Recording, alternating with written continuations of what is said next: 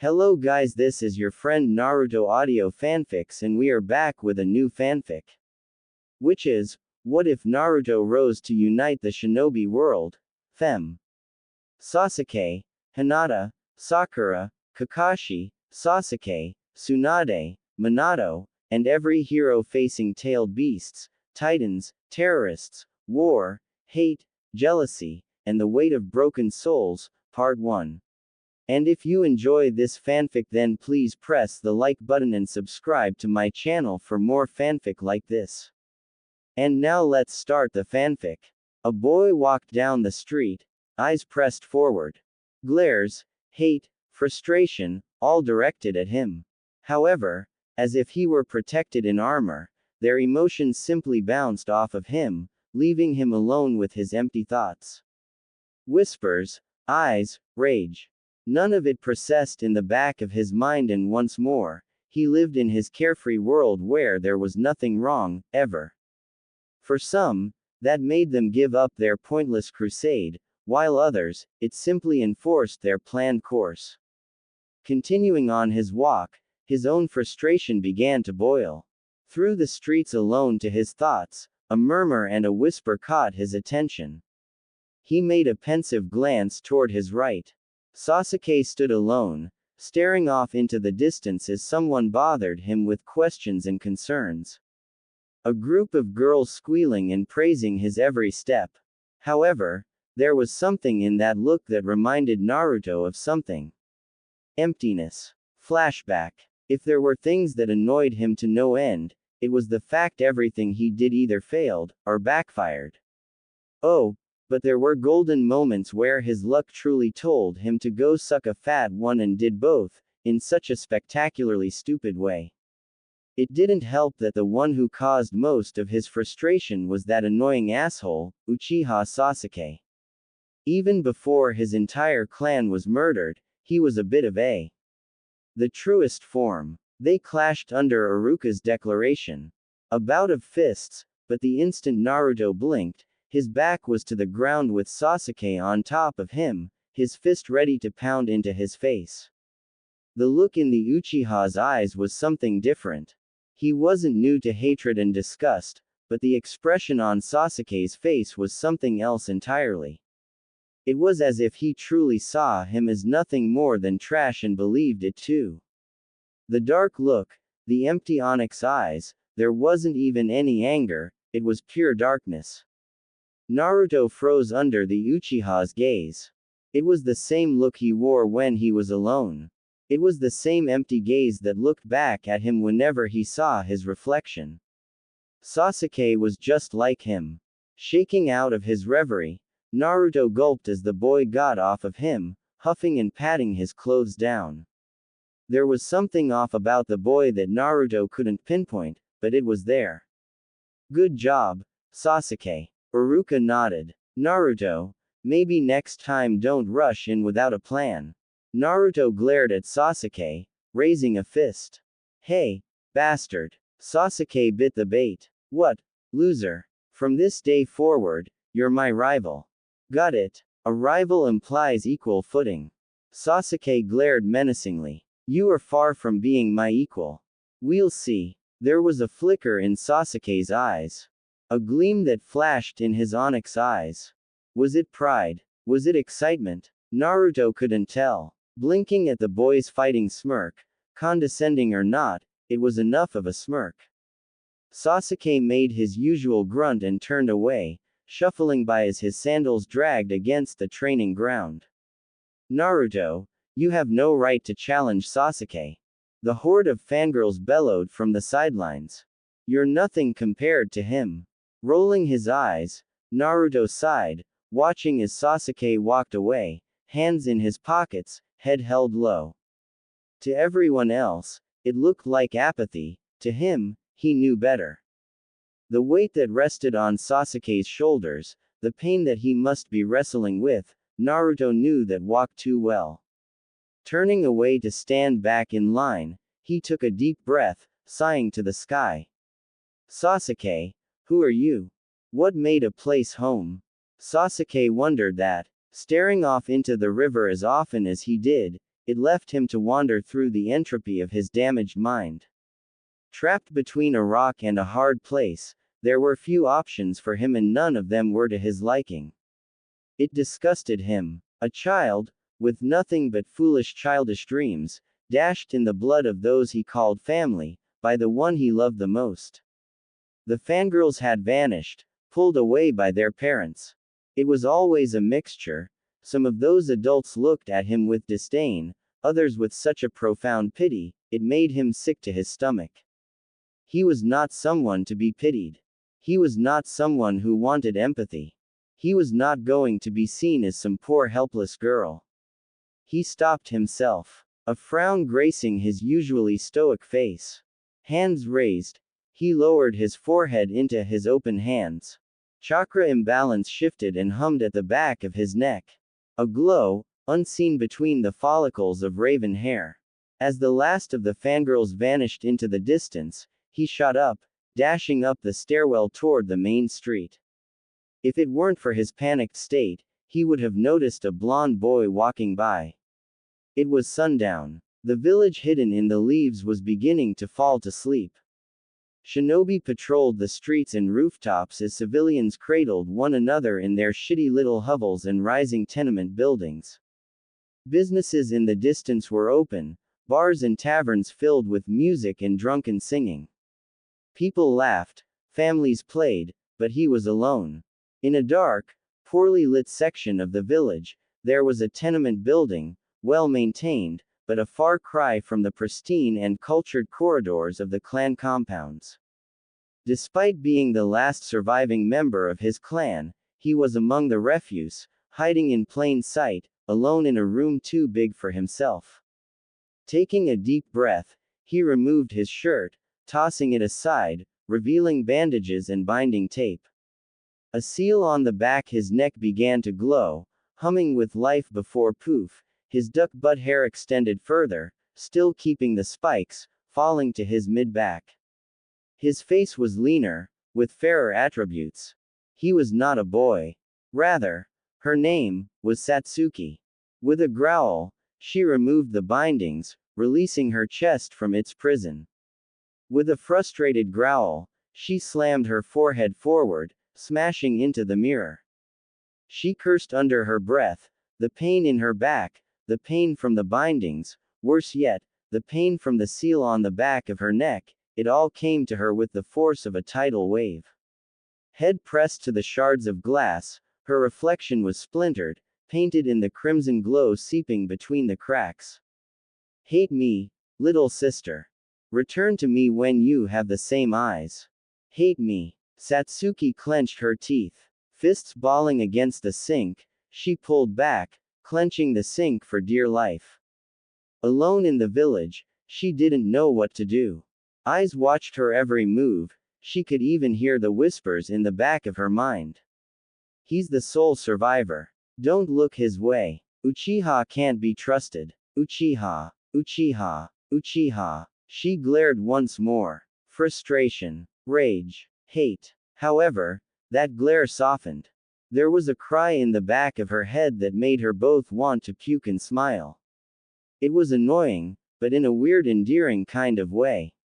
If that made any sense. His whisker marks fading in and out of her reverie. That frustrated frown began to turn, curling into a soft, almost wistful smile. She shook her head. His words, his loudmouthed declaration echoed in her heart. You are my rival. She chuckled, eyes scanning the blood of the mirror, her eyes glimmered with tears. Words and questions rushing, her hands clutched her chest, pressing against her heavily beating heart. Why am I like this? Naruto awoke, stomach grumbling, skin sweating and arm hairs rising. Slowly, he got out of bed, sliding from the bedsheets and slipping into sandals. He made the pensive walk from his bed to the bathroom. Staring at his reflection, there was a moment that he caught the dullness of his cerulean eyes. As if the light was killed, leaving nothing but the turmoil that collided and clashed within his soul. He remembered the old man Hokage talking about windows to the soul, how the eyes reflect the true intent of a person. The darkness that fumbled and festered within those dark irises made him question what kind of person he really was. Head held low, he brushed his teeth, washed his face and stretched. A sigh escaping his lips, his gaze turned to the rinky-dink, cracked and peeling ceiling above him. A flicker of a light, flashing between light and dark. He frowned, going through the motions once again. Shuffling through his apartment, he opened the door and headed to the kitchen. Rummaging through the cupboards and pantry, in practiced monotony, he poured boiling hot water into his newfound cup of instant ramen. Not a single thought went through his mind as he sat down, chopsticks in one hand, boiling cup in the other. Itadakimasu, he whispered in his mind.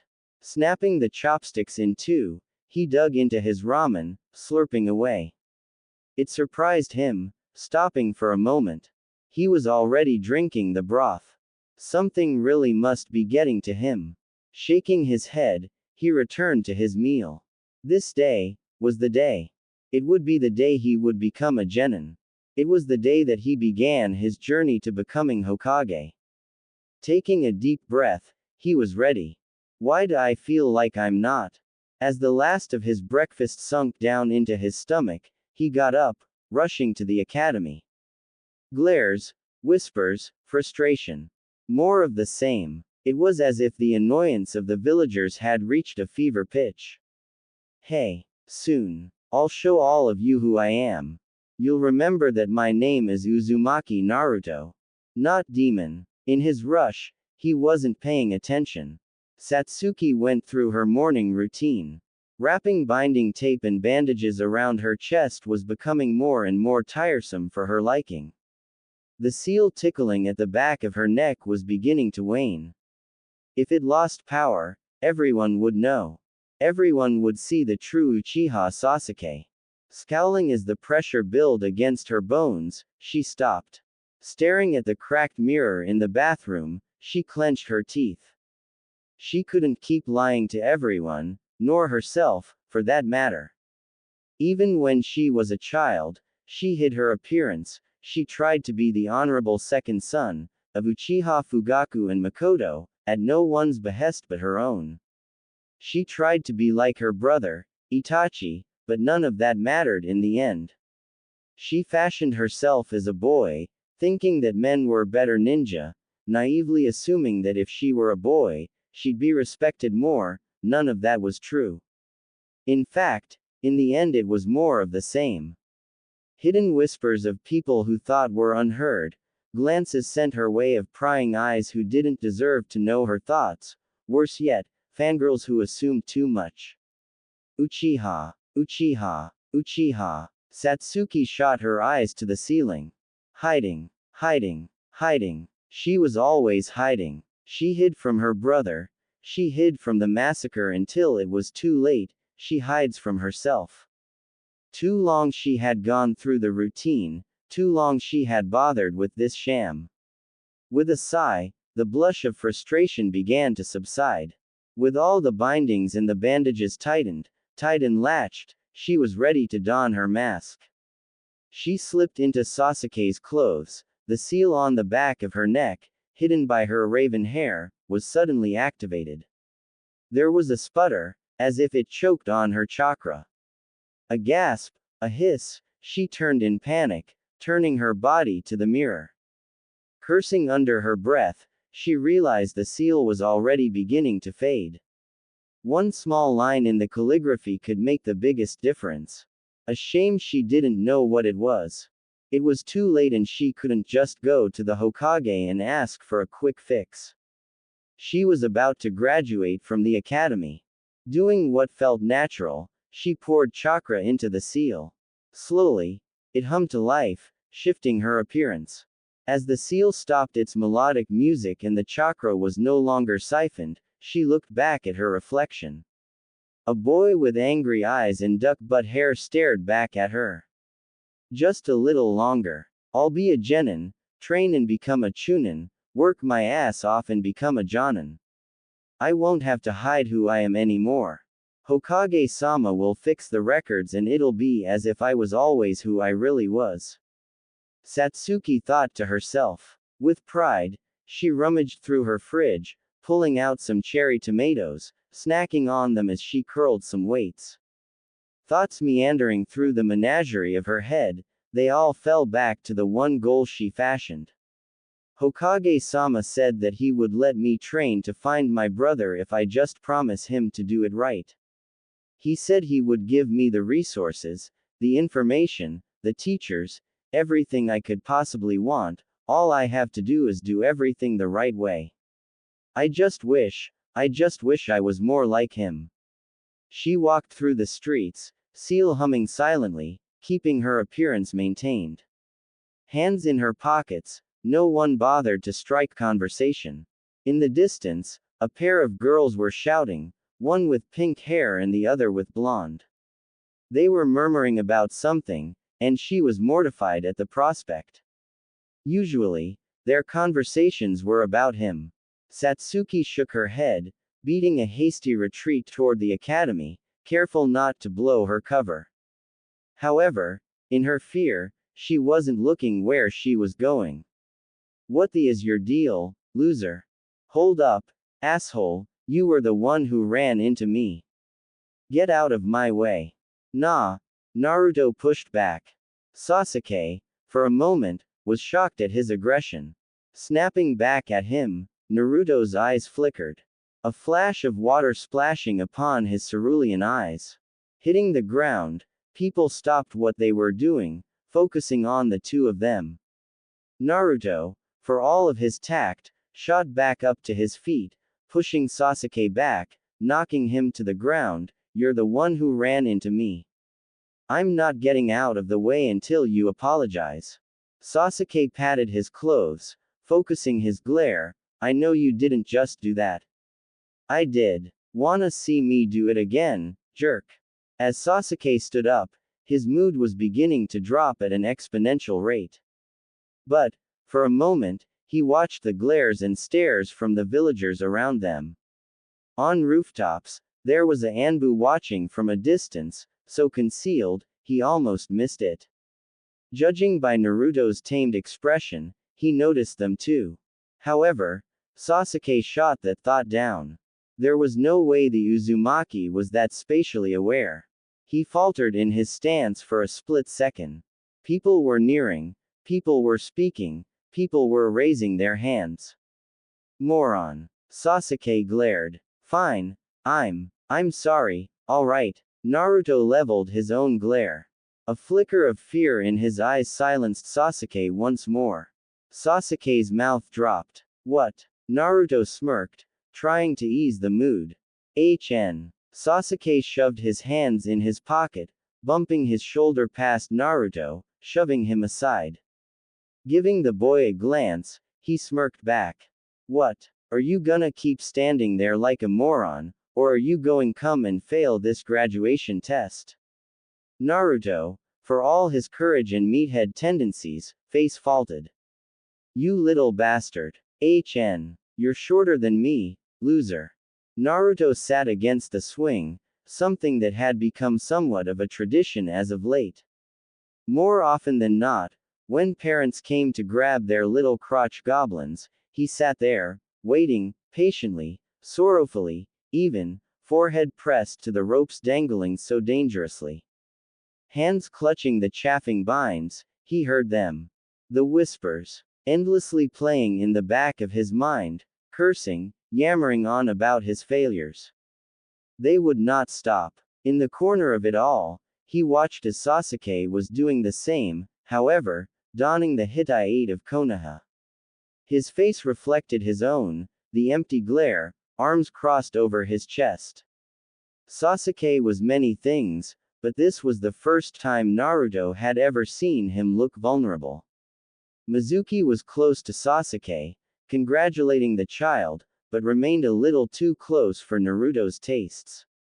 The man was a teacher, yet for some reason, he was almost leering at the Uchiha. I can already hear the conversation. Oh, Sasuke, you and the Uchiha are so great. Naruto gagged at the words. I gotta say though, Sasuke looks a little off.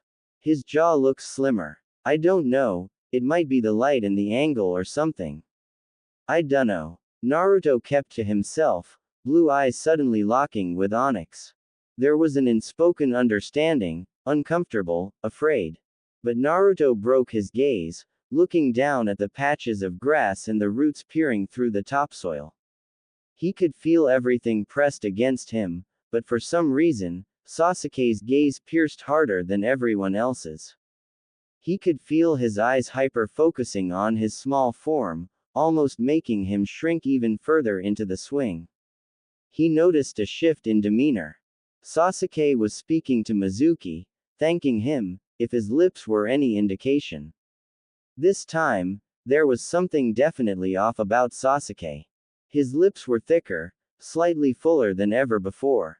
Listen, he may have taken a glance once or twice to see what Sakura and the others were raving about, this was different.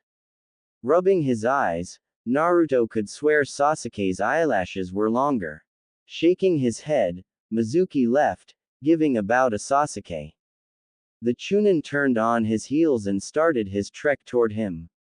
Oi, Naruto, Mizuki called with a somber smile. How are you? I know you must be devastated right now.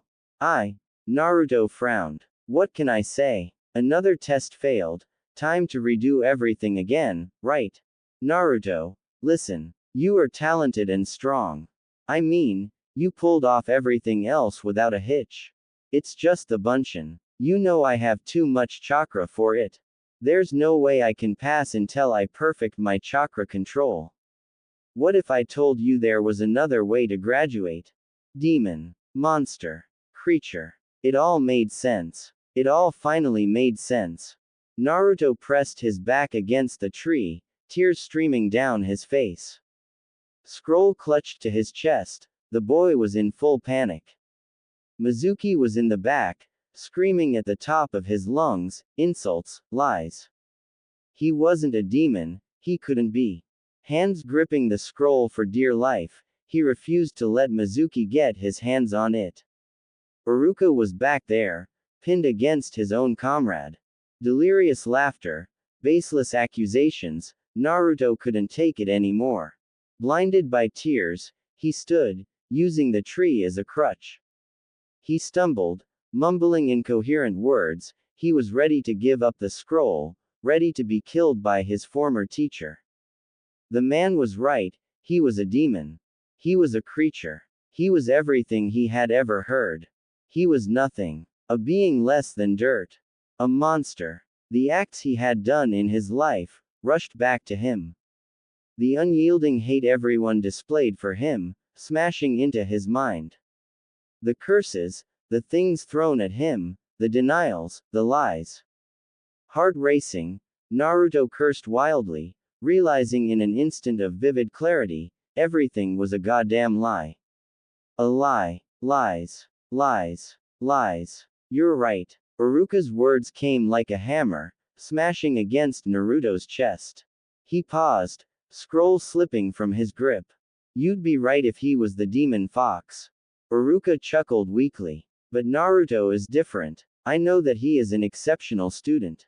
He works very hard, and he's single-minded and clumsy at the same time.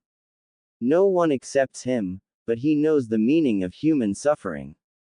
He is not the demon fox, he's Uzumaki Naruto, citizen of Konoha. Whatever Mizuki said ran into one ear and out the other. Without thinking, he rushed from the tree roots he hid. Scroll held under one arm, he rushed at Mizuki.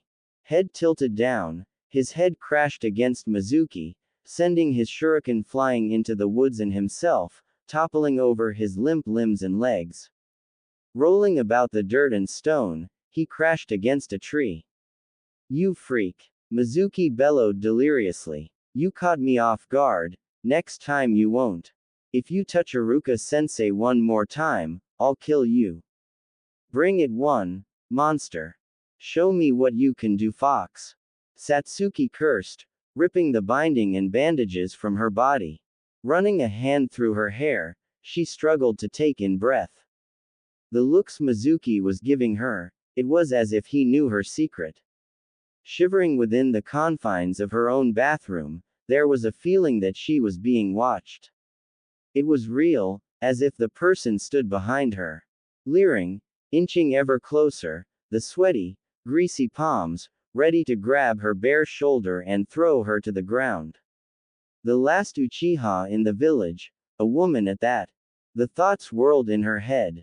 At lightning speeds, her eyes snapped shut, arms and hands rushing to her chest. She curled, shielding what was left of her bare skin from sight. However, there was no one else in the apartment but herself. Winds blew against wind chimes hanging from her balcony, to the wisps of smoke drifting from the burning incense. As the tears began to form, she hid her face within her open palms, trying to hide from the stares. Hide from the whispers. She cringed, muscles tightening, legs brought up to her chest, she wept on the cold bathroom floor. The fire that once burned righteously in her heart began to douse. Weaker it flickered. Hate me, little sister. Return to me when you have the same eyes. Hate, hate, hate. Her brows furrowed, reigniting that flame. Roaring through her body, she relaxed. Her muscles no longer locking up, she turned, skin kissing the stone-cold floor. Turning about, she forced herself to stand, despite the weight pressing down on her. Eyes. Whispers. Fear. Running a hand through her sweat-slicked hair, she stumbled to her feet, falling back into the wall behind her. Sliding to the floor, she took slow, deep breaths. Satsuki gulped, sniffling, wiping the tears from her face. The words of her father echoing in her head. While I do not agree with this idea of transforming your appearance, even with your mother's convincing, if this is what you believe will earn you strength, then prove it. You can change how you look, but you can never change the blood that flows in your veins. You are an Uchiha, Satsuki, or Sasuke, it doesn't matter. If you want to be strong like your brother Itachi, only through blood, sweat and tears, will you be strong. Satsuki smacked her lips, staring at the cracked mirror. I was always a girl. I was always Uchiha Satsuki. I just wanted to be looked at the same way people looked at Itachi. How many kunoichi fight like he can? How many kunoichi are treated as well as any male shinobi is? How many kunoichi do anything more than genjutsu and medical ninjutsu? How many are more than support? How many can go toe-to-toe without being brought down and insulted for just being women? As a boy, I never received hate, discrimination, nor did I ever receive pointless remarks. I was just someone who did as what was expected of them. I was someone who was praised and never bothered. As a girl, as the last surviving and last loyal of one of the noble clans of this village, what does everyone expect? I imagine the same would have been done to the Hyuga if Hinata or her sister were the last surviving members. Dojutsu Kekkei Genkei are prized and coveted by every ninja village. I wouldn't doubt, as far as I can throw myself, that other villages have their own and would absolutely kill to have another. I mean, didn't Hinata get kidnapped by the hidden cloud? I remember my father saying something about that one day with mother. I would be experimented on, I would be used and treated as nothing more than an object if I were a dainty, little kunoichi. These other girls are so beneath me, so painfully average, they can go off and become ninja and die in some forgotten field for all I care. I wouldn't doubt if that really happened, honestly. The only girls that really stand any hell of a chance would be Ino and Hinata, and that's because they come from illustrious clans. Everyone else. Gods, help those poor bitches. I know who I am and I know what I am going to do. I'm going to kill Itachi. I'm going to avenge my clan. I'm going to restore my clan on my own terms. However, do any of them know what they're going to do? Day in and day out, they cared more about Sasuke than they did really learning about history, combat tactics and ninjutsu. Many only did the bare minimum. Seeing how insane most of them are, and their herd mentality, they would flock and ravage the first person who dares ruin their little bubble world. So, I became Sasuke. I became a boy to avoid being in their annoying little gaze, but that didn't work, when my skills far outshined literally everyone else. Father wanted me to prove that I can be strong, boy or girl, and I did that. Now look at me, my seal is breaking. I need to talk to the Hokage as soon as I can and get this damn thing fixed. The way Mizuki looked at me. The way he was getting closer and closer, if it weren't for Naruto looking so pathetic, I think he might have tried something worse. I didn't even realize how bad it was getting until I got home. The damn seal had faltered so badly, I was looking more and more feminine as the seconds passed. No one can know yet. No one. I'm not ready. I can't defend myself yet. I need time. Her eyes were swollen and bloodshot, but at least her heart had finally calmed down. Pushing off the floor, she stumbled into her living room, fumbling through into her bedroom. Hands drifted through her closet until her fingers brushed against a silk kimono. Sliding her arms through it, she tied the sash and fell to bed. Hate me, little sister. Tears began to fall once more. I can't. Naruto walked into the classroom, chest beating like a drumroll. For a second he blinked, he was actually nervous.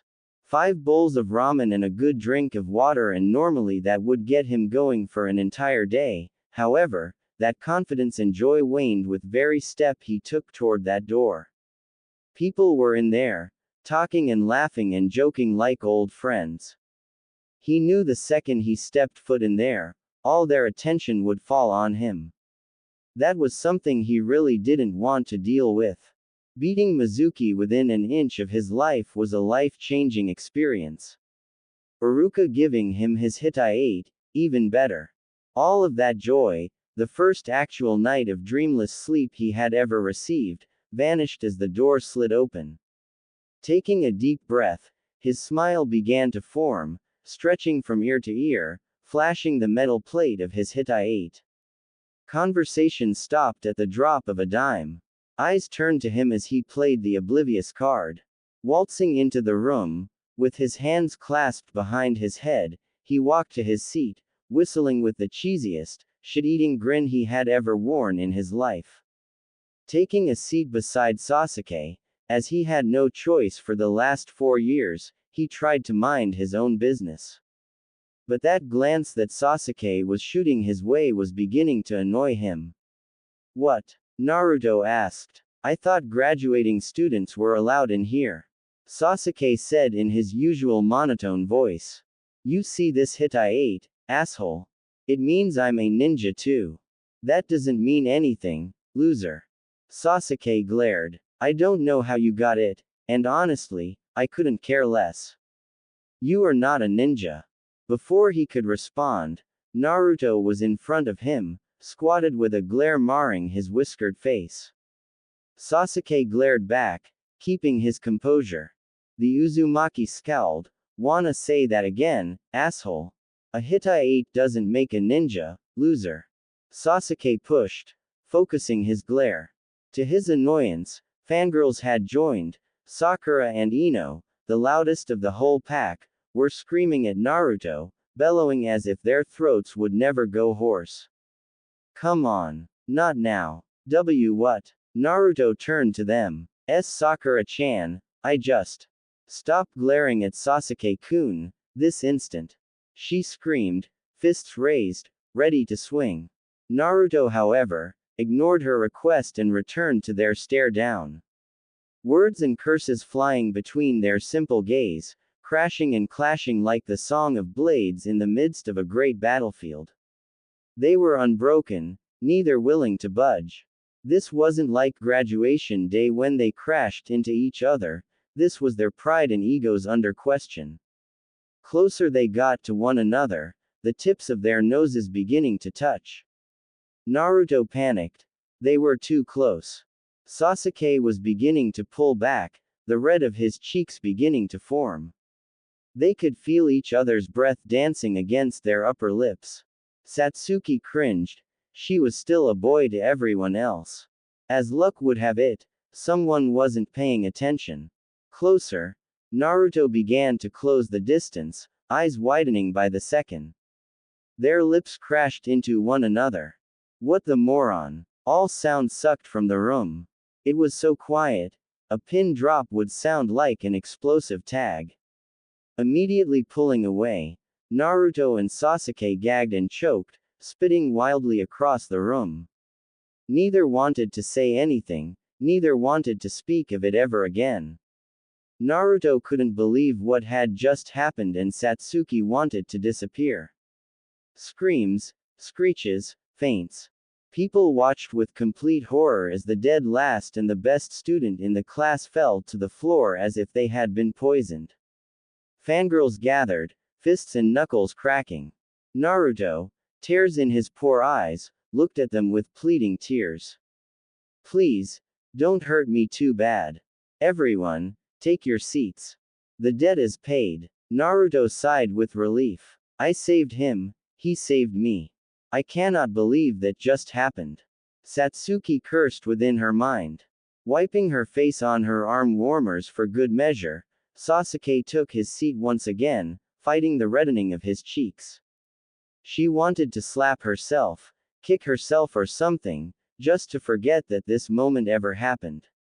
Her first kiss, stolen by the stupidest, most idiotic person she had ever met. Thankfully, Naruto was in the same boat. He could not fathom his bad luck. His first kiss, stolen, by an asshole, a boy no less. Shaking his head, he took his seat, hands running through his hair. Satsuki watched him from the corner of her eye, narrowing with fury. I get it. Everyone thinks I'm a guy, but you can't think it was that bad. I know his opinion shouldn't matter, but damn it does that annoy me. Anyway, Iruka tapped the chalkboard behind him. It has been an incredible journey and an incredible honor to have been your teacher in your first steps to become Shinobi. I am beyond proud of each and every single one of you and I know that you will do incredible things in the future. As a final farewell before I give your team assignments, I just want you to know that I, along with everyone in Konoha, believes in you. A bell test. A stupid bell test that, in the end, was a goddamn lie. Satsuki cut a kunai through the binding tape and bandages with a frustrated growl. Throwing the offending linen away, she rested against the sink of her bathroom, head inches away from the cracks blackened with dried blood. Her reflection remained shattered in this hole of solitude. A reflection that rung true to her aching chest. Hands ran across her skin, wincing at the bruises her new sensei had inflicted. She swore he broke a rib or something. In the end, it was about teamwork. Biting her lip, just as she bit the bullet to feed Naruto on the training grounds, she sighed. The Hokage's words ringing in her head. If she wanted to find and kill her brother, if she wanted to achieve any of her goals, she needed to do it the right way. She needed to be a friend to her new comrades. She needed to be more than Uchiha Sasuke, Avenger. She needed to be Uchiha Satsuki, loyal Uchiha. Clutching the edges of her sink, she took a deep breath, sighing into herself. The frustrations, the anger, the annoyance of Sakura and Naruto, multiplying in the back of her head, it was almost too much. As stupid as the whole situation was, the Hokage was right. Itachi was strong, if he managed to kill the entire clan in a single night.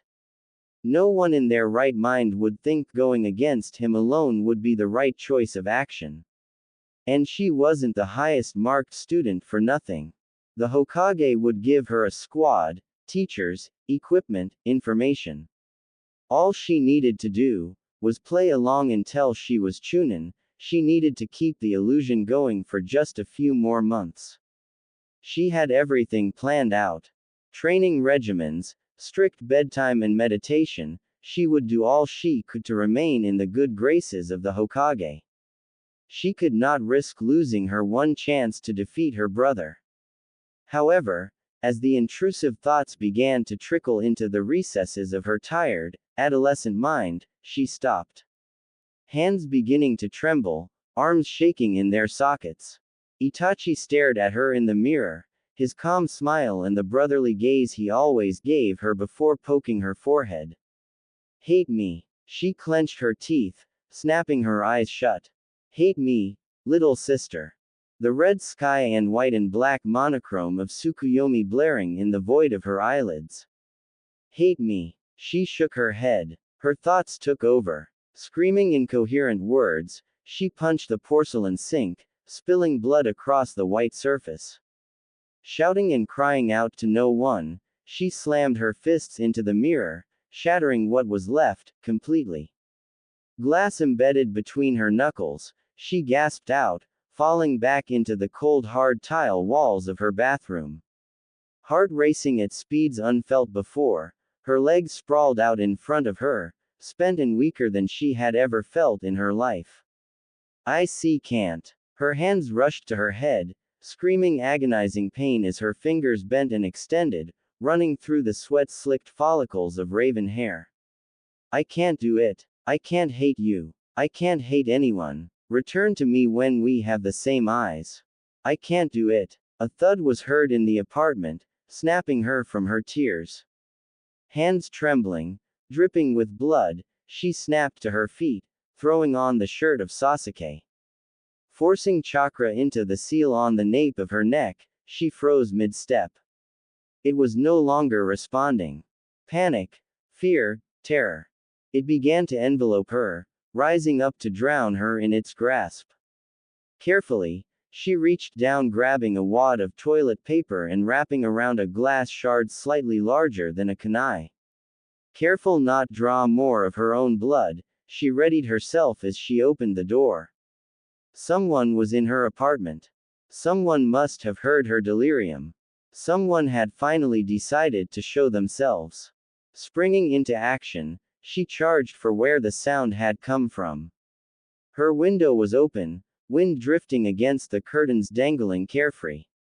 She snapped, feeling a presence behind her. Hand out, she grabbed fabric and slammed the weight against a wall, glass shard inches away from whoever's face it was. Onyx eyes met cerulean blue. N Naruto. S Sasuke. W what the air you doing here? Why you're a girl. There were many moments in his life where he wondered if he ever made the right decision.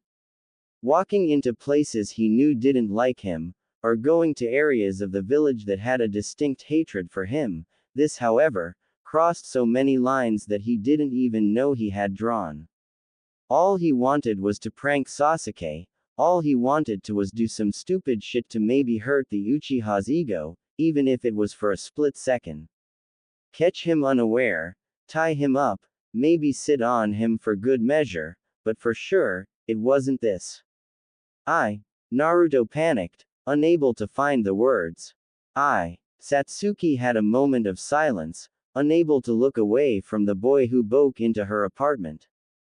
Blade of shattered glacé pressed against his throat, blood began to trickle down his neck. Her rage and fury rising with each passing second, she pressed the blade further into flesh, painting the reflection of his quivering eyes crimson with his own blood.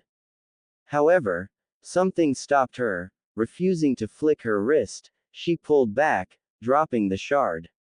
As it clattered on the wooden floorboards, she backed away, dropping the boy from her deathly grip. Before Naruto could open his mouth again, her foot smashed into his chest. He sputtered, eyes as wide as plates. He swore a rib or two broke from her strength. Falling to the floor, Satsuki was over him once again, glass shard in her hand, ready to end his life in an instant. Her eyes were filled with anger, fury, rage, but there was something else in there that Naruto could barely believe. Fear. As the blade of glass neared his throat once again, there was something else in her eyes. Hesitation. Look, even though I think it's totally deserved, please don't kill me yet. Satsuki didn't say a word, keeping her glare leveled at the blonde idiot trapped in her deathly grip. The blade of glass inching deeper and deeper. He was certain if he agitated her any further, she might actually cut something important. While he didn't really understand the human body enough, he saw what Mizuki had done to Iruka, and that was just the man's back. She pulled the glass back, tossing it away as if it burned to the touch. Once more, as Naruto opened his mouth to speak, she shot her hands forward, slamming her palms against his mouth. Her breaths were shaking, her body was trembling, eyes jumping wildly between him and the knife. Naruto didn't know what to do. Trapped between a rock and hard place, he could do nothing but stay still. The threat of death was too real. It was as if he had stepped into a snake pit, surrounded on all sides by fangs dripping with venom. Somehow, she was even stronger than the Sasuke he knew. Hands calloused and scratched with cuts and bruises. Pressing down, the wood of her walls began to creak and snap. No one was supposed to know, she said with an empty tone. Not yet. No one. What do you mean? Naruto asked, his voice muffled. No one was supposed to know that I am actually a girl. She said once more, as dead as before.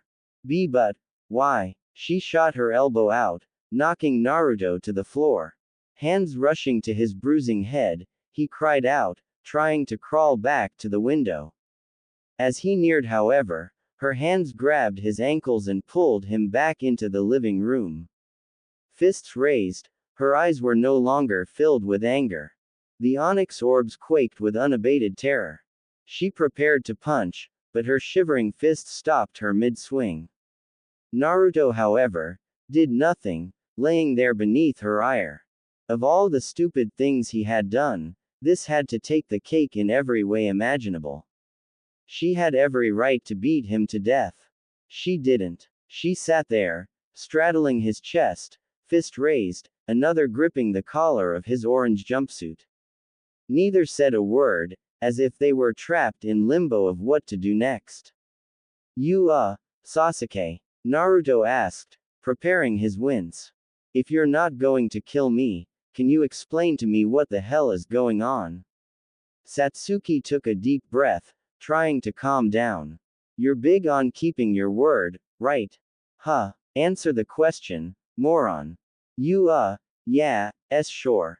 Then swear to me, on your own words, that you will not tell a soul about this unless I say so.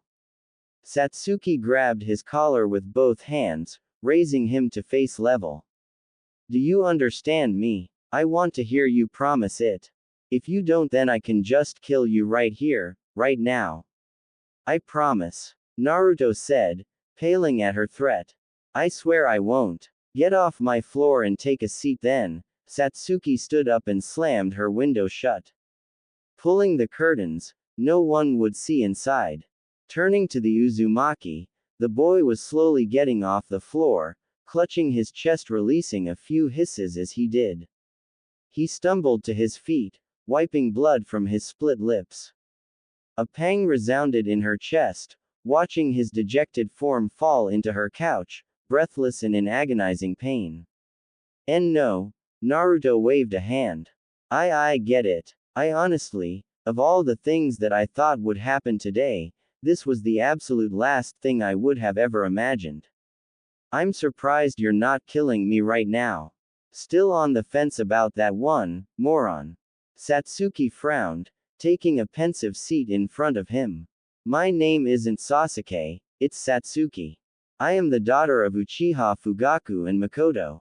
I was born a girl, and through some circumstances, I had decided to use Fuinjutsu to change my gender so people would leave me alone and treat me like anyone else. Obviously, that came with some drawbacks and somewhat backfired on me. What you are seeing is the real me. It's nice to know the real you isn't so much of an asshole. I can be an asshole if it makes you feel better, idiot. Satsuki spat. Say what you will, but this was a precaution. Uchiha were feared by the people of the village as they were the police. No one likes the police. I think you've had some run-ins with the Anbu and Shinobi who patrol the streets. Not exactly the nicest of professions. Worse yet, are Kekkei Genkei. With the Uchiha gone, except for myself and my brother, Konoha has lost one of its most powerful weapons. Naruto weakly turned to her, a new pain rumbling within his body. What do you mean? We're ninja, Naruto. We're literally training to be killers. The bloodline that my family was coveted by people across the shinobi nations. It wouldn't take a genius to figure out what would happen to a kunoichi who had such powers. Experimentation, treated like an object, every shitty little thing you can imagine that the shinobi world has to offer. There's someone out there who sees other people as nothing more than something to study, something to examine, something. Naruto frowned. I'm sorry. I don't want pity. Satsuki slammed her fist into her coffee table. I'm not telling you this for you to feel sorry about me. That is the last thing I want or need. What I want, what I've always wanted, was to be myself. It was to be respected and adored like my older brother, but all I am to people is a name. A bloodline. A thing to gain. Even as a boy, even as Sasuke, all these people see as a boy with incredible talent and handsome features, they don't even see him as a person. What makes you think they'd see me as a person? Springing from her seat, she paced. Hands crushed together, she winced at the cuts and bruises springing across her knuckles. None of you even know that I read, or that I can do archery, or my favorite food. All I am, even to you, was a goal, something to surpass, something to tiptoe around, a goddamn pedestal. No one knows me, no one even bothered to ask. Naruto mumbled something incoherent. If you have something to say, loser, just spit it out already. Sheepish, he sat up, clutching his stomach. What is your favorite food? Satsuki, for all her bravado, had to take a step back. Shaking in her clothes, she rubbed her eyes. The sheer audacity. This boy breaks into her home, seeing her in her most vulnerable state, gets the dog shit beaten out of him and nearly killed, then, after all of that, asked the most profoundly ridiculous question one could ask in a situation like this. Dumbfounded, she blinked. A careful step was taken, inching closer to the seat she once occupied. Shaking her head from the whiplash, she blinked once again. I love cherry tomatoes and fish. Naruto rubbed the back of his head. Fish. That's not very specific. I like seafood, dumbass. Satsuki rolled her eyes. Mackerel, tilapia, pompano, tuna. Naruto rolled his eyes back. I know what fish are, asshole. Satsuki's frown, however, remained. You're taking all of this information surprisingly well. It was his turn to get flustered. I may have had a slight suspicion for a while now. But I didn't have any proof. Nor did I have any real foundation. Okay. Satsuki leaned back into her seat, crossing a leg over the other, as she did with her arms. Spill. Mizuki, the bastard was leaned up on you after graduation. There were some things off about your face. Naruto said. And not that I watch you or anything. Swear. It was just, your real lips were showing, I guess. Eyelashes were longer. Hair was slightly longer. Your figure within your shirt was showing as the winds blew past you. Your jawline was slimmer. It was weird and I thought I was seeing things. It just made everything even weirder when Mizuki wouldn't leave you alone. Speaking of Mizuki, what happened to him? Satsuki spied the red tinge on Naruto's cheeks, the twiddling of his thumbs. Clear indications that he was hiding something. Tilting her head, she watched him fumble with his jumpsuit cuffs. As if a practiced response, his hand ran to the back of his head, rubbing nervously. Honestly, no clue.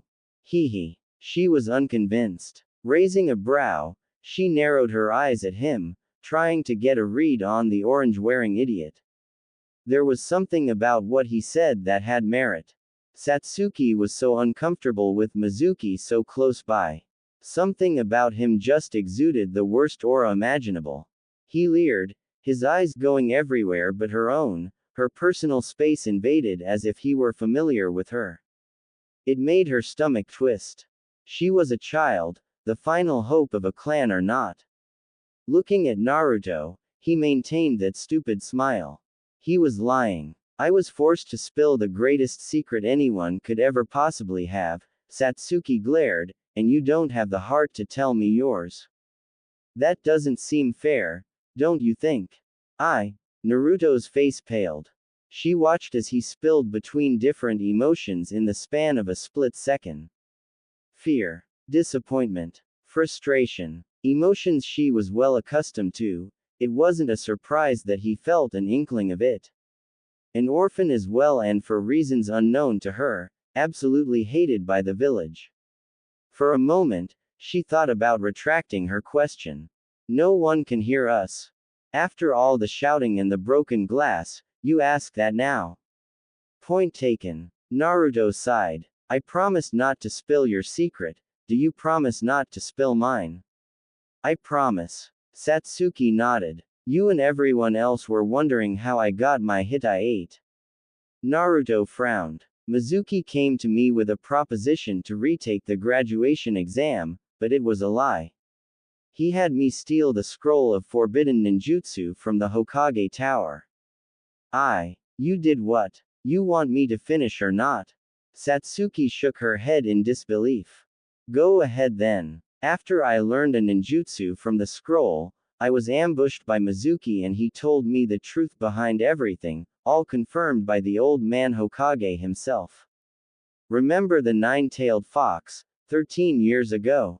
What about it? The Yondaime couldn't kill it. He sealed it. Satsuki was about to ask, but something clicked in her head.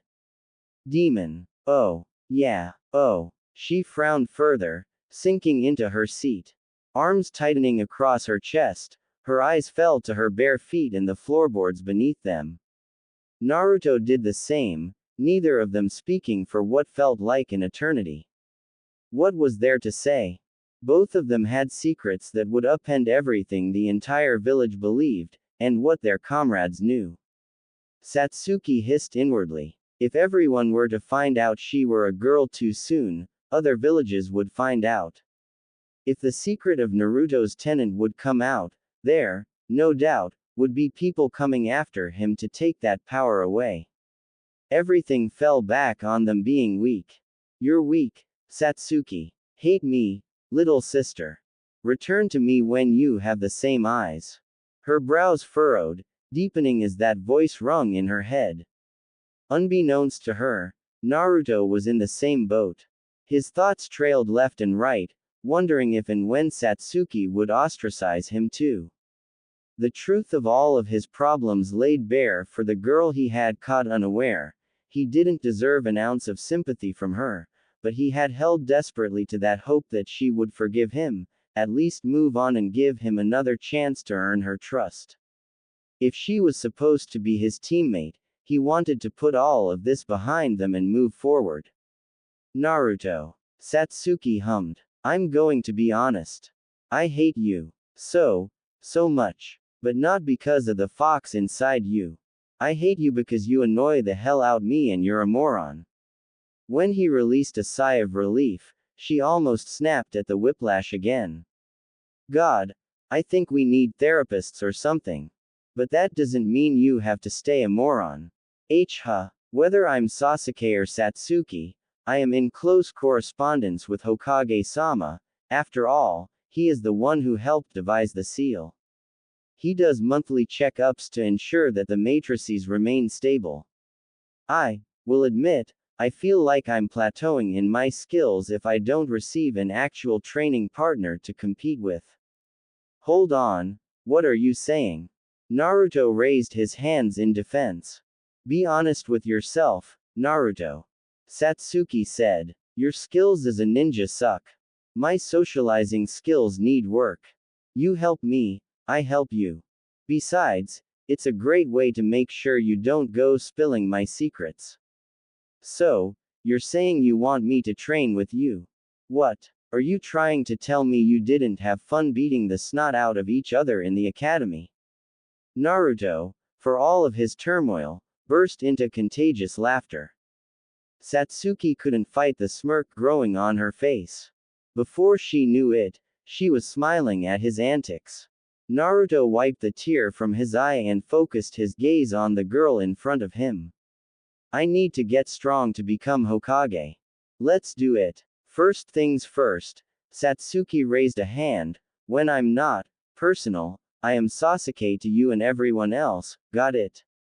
Unless somehow the situation calls for it, I don't hold the Kyuubi inside me. For the first time in a long time, the two of them felt the weight on their shoulders lighten. For the first time in an unbelievably long time, they felt that they finally had someone to lean on, someone who understood somewhat what went on their broken little heads. However, neither wanted to make the first move, say something that could be taken out of context. Even Naruto, the ever boisterous and extroverted fool, had taken a mental step back and looked at the whole situation. This was a friend. Not like Shikamaru and Choji, but a friend he felt he trusted on a deeper level. Sure, the whole reason they spilled their secrets was convoluted, but regardless, they had a shared bond. Something that held them together, something so incredibly insane, that it would turn Konoha upside down if released when the time wasn't right. For a moment, just that moment, as he took everything in, processing every word, promise and secret spilled, he was elated. As his smile began to falter, he noticed Satsuki's as well. A mimic in emotion, a reflection as broken as his own. Hey, Naruto said, you and I have goals that we want more than anything. We've already bared the worst secrets we have. Help me become Hokage and I'll help you hunt down your brother. Satsuki choked on her spit. Excuse me, what brought this on? What can I say? Naruto rubbed the back of his head. Even though we never talked, I considered you a friend. And what are friends for? Ha! Satsuki giggled. We are definitely not friends. Naruto's face fell. Geez, twist the knife, why don't you? You just learned the true me, I just learned the true you. I think it's a little too fast to be calling each other friend, especially given the circumstances. Satsuki giggled once more. This time, the condescending tone had vanished. Like I said before, I don't like you. You're annoying, you're stupid and most of all, weak. Naruto cringed. There you go again with the knife twisting. But those can be changed. Satsuki rolled her eyes. What? You think I was born smart? Born with all the skills I have? No, maybe some of it, but everything I have, I trained for. I bled for. I read books, I studied, I trained until my seal would break and then trained some more. So that's why you have the social skills of roadkill. Says the one who doesn't know how to stay quiet for more than 3 seconds. I bet you talk in your sleep too. Oh, I even talk when I eat. Naruto responded with the same snark. Satsuki facepalmed. This is what I mean. Alright, dipshit, on your feet. He snapped in salute, drawing an uncharacteristic giggle from the Uchiha. Put your hand down. Okay, here's what we're going to do. You want to be respected as a shinobi and become Hokage. I want to be respected as a kunoichi one day and bring my brother to justice. We can't do either if we're the same weaklings we are now. I know we just became genin, but why walk when you can run? Before you say anything, no, I'm not getting rid of the orange. Naruto glared. I can see it in your eyes. You little. Other than that, lay it on me, Satsuki-sensei. Don't call me that. Okay, Satsuki-chan. Do you want me to kill you? What would you say if I said no? Then don't call me that either. Fine, fine. No fun. Anyway, Before I was rudely interrupted, Satsuki sighed into her palm, we will train every day.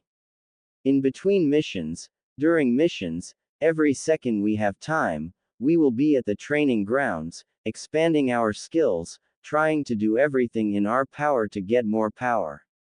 Diets will have to be changed, attire will have to be changed, fighting styles will be learned, ninjutsu, one day, will be learned.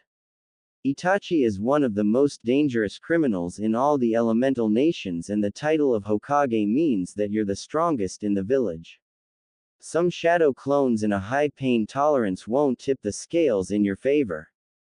Alright, then, Satsuki, do your worst. Something strange echoed in her chest as she and Naruto bumped fists. It was as if a whole new world was opened up to her. Windows were raised, curtains were drawn, winds and warmth rushed in to meet her with its open embrace. It was as if it were a rebirth, a second coming, a revival. The dead weight that rested in her chest, the fears that fermented and coalesced into the nightmares that haunted her, faded, glistening in the light of sun, in the light of his chakra. It was breathtaking, exhilarating, and it. Satsuki, please, I know we just got over the murder phase, Naruto cringed. What now? I think I had some bad milk this morning. I need to use your bathroom badly. Oh god, what the, Naruto? Oh no, I need to go, now. No, do it on the street, you idiot. I'm really sorry, I swear. I just had a plumber here last week. It was bright and sunny summer day in the village hidden in the leaves. Genin teams were running amok between streets and alleyways doing the most menial of jobs. Chunin and Jonin were leaving the village gates, never to be seen for weeks on end, while others lounged on rooftops and watchtowers, jumping through the skyline of the village. Upon the busiest strip in Konoha, a beautiful flower shop stood in broad view, bringing in hordes of customers and people gawking at wares. Balmy, warm and beaming with life, in the back room, sitting on bags of fertilizer, Ino and Sakura ate ice cream, wiping the sweat from their brows. An off day for both of them, no missions, no training, just relaxing in each other's presence.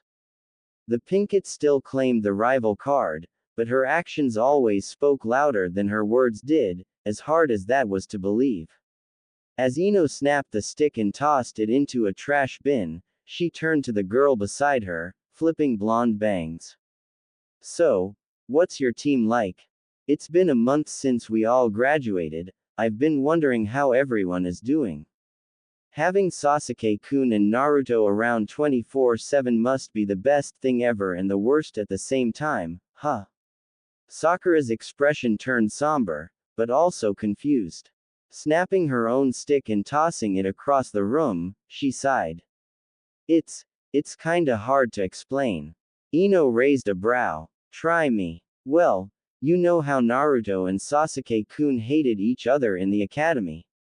Yeah, one day, they returned for team training and a mission and it was as if they were the best of friends. It's so strange to watch. Sakura ran her hands through her hair. Sasuke-kun barely acknowledged me to begin with, but now, he and even Naruto barely talk to me unless they have to. Literally. One day, Naruto is asking me out on a date, one that I was honestly kind of considering, but he disappeared completely. I didn't see Sasuke-kun either. Then the next day, they're talking and discussing. They were talking to one another. No arguing, almost little to no insults, no threats, and Naruto wasn't shouting about how he was going to kick Sasuke-kun's ass. It's been like that for the last 3 weeks and I don't know what to make of it. Ino's brows raised further. Huh, why you don't think? What? Sakura shrieked. No. No way. It can't be. There's no way. I mean, he never gave any other girl a chance. That's because he had personal traumas, he had reasons. That is a reason. Sasuke-kun couldn't be. I mean, even if he was, why Naruto? Wouldn't you think he'd go for someone more Competent. Say, what do you think Naruto and Sasuke are up to? Ino asked. I wanna see this for myself. I mean, I guess they're training right now. They're training. Ino was finding this conversation tiresome. Her eyebrow just would not come down with every revelation. Why aren't you training with them? Kakashi-sensei is busy with the Hokage today and Naruto and Sasuke don't include me in their training. Sakura frowned. I know I've said it a lot, but it's so strange. They were so big on working as a team, but for some reason, as soon as they start sparring, there is no one else in their little world but each other. Pink tinge grew on both of their cheeks. No way. Oh God. No. No. No. No. Oh, the way that was said. We definitely have to and see what's up. Naruto was getting frustrated. Okay. Frustrated was putting it lightly. He was annoyed. Satsuki was getting a kick out of this. Okay. A kick was putting it lightly. She was having the time of her life. Satsuki had maintained the facade of Sasuke and was currently grating the last of his nerves. Any further and he swore he'd be numb to pain and annoyance. She slapped him every time his legs loosened from the horse stance. A bamboo stick in hand, the instant the angle of his knees were wrong, she'd smack his thigh, his calves, his knees, literally every possible place she could to keep him as stiff and as angular as possible. If she hits me one more time, I'm going to beat the living dogshit out of her. I think I'm enjoying myself too much. Satsuki, however, hummed in the back of her head. Red on her cheeks from how hot it was, she raised bamboo stick once more, smacking Naruto's back the moment she caught the slouch beginning to form. It hasn't been more than 20 minutes. At 6 years old, I was able to hold a horse stance for 2 hours. Come on, Blondie, I thought you wanted to be Hokage. I know she said it was some sort of bullshit chakra control exercise, but I'm beginning to think she just wanted free licks in. Naruto growled in his mind. Holding the horse stance, arms extended, he scowled inwardly as the bamboo stick hit him once again. Hold the damn horse stance for an hour. An hour my ass. This is literal child's play for an Uchiha, and I'm assuming, the rest of the clan children. Satsuki thought to herself as she paced around him. She tossed the stick away, letting it bounce against blades of grass. Walking around the Uzumaki once more, eyes scanned his form. If he hasn't figured it out yet, I'm going to actually scream. He's supposed to also use chakra when holding this stance. A constant kneading will maintain his stance and plant him to the earth. I have been trying to hold myself steady, but my damn chakra control is so shot, this is harder than it frickin' looks. Naruto cursed. Blue eyes blinded by sweat, he maintained his stance. Arms extended, knees bent, ass out like he was sitting on a bench. He could not risk Satsuki deciding on the bamboo stick again. Channeling chakra into his arms to stiffen the muscles, he cursed inwardly as his arms began to drop. Oh, come on, please. Don't hit me again. Okay, time for a different approach. Satsuki sighed into her hand. Okay doofus, calm down and relax. She walked behind him, remembering the times her mother, brother and father helped train her. He might be a visual learner. A shuffle of grass and fabric was heard, and before he knew it, she was behind him, donning the horse stance. He looked back, red forming on cheeks at the proximity. Her true face phasing in and out through the weakening of the seal. Don't say a word. Just follow what I'm doing. Arms snaked forward, hands wrapping around his elbows. Slowly, she raised his arms forward, maintaining the horse stance as if it were the most natural of dispositions.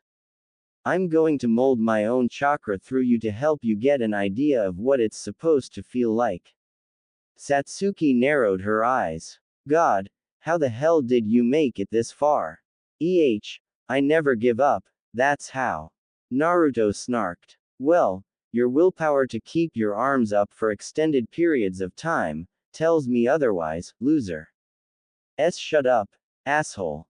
He closed his eyes, returning back to the basics of chakra manipulation. It was the place between serenity and clarity. A place where his physical strength collided with his spiritual strength.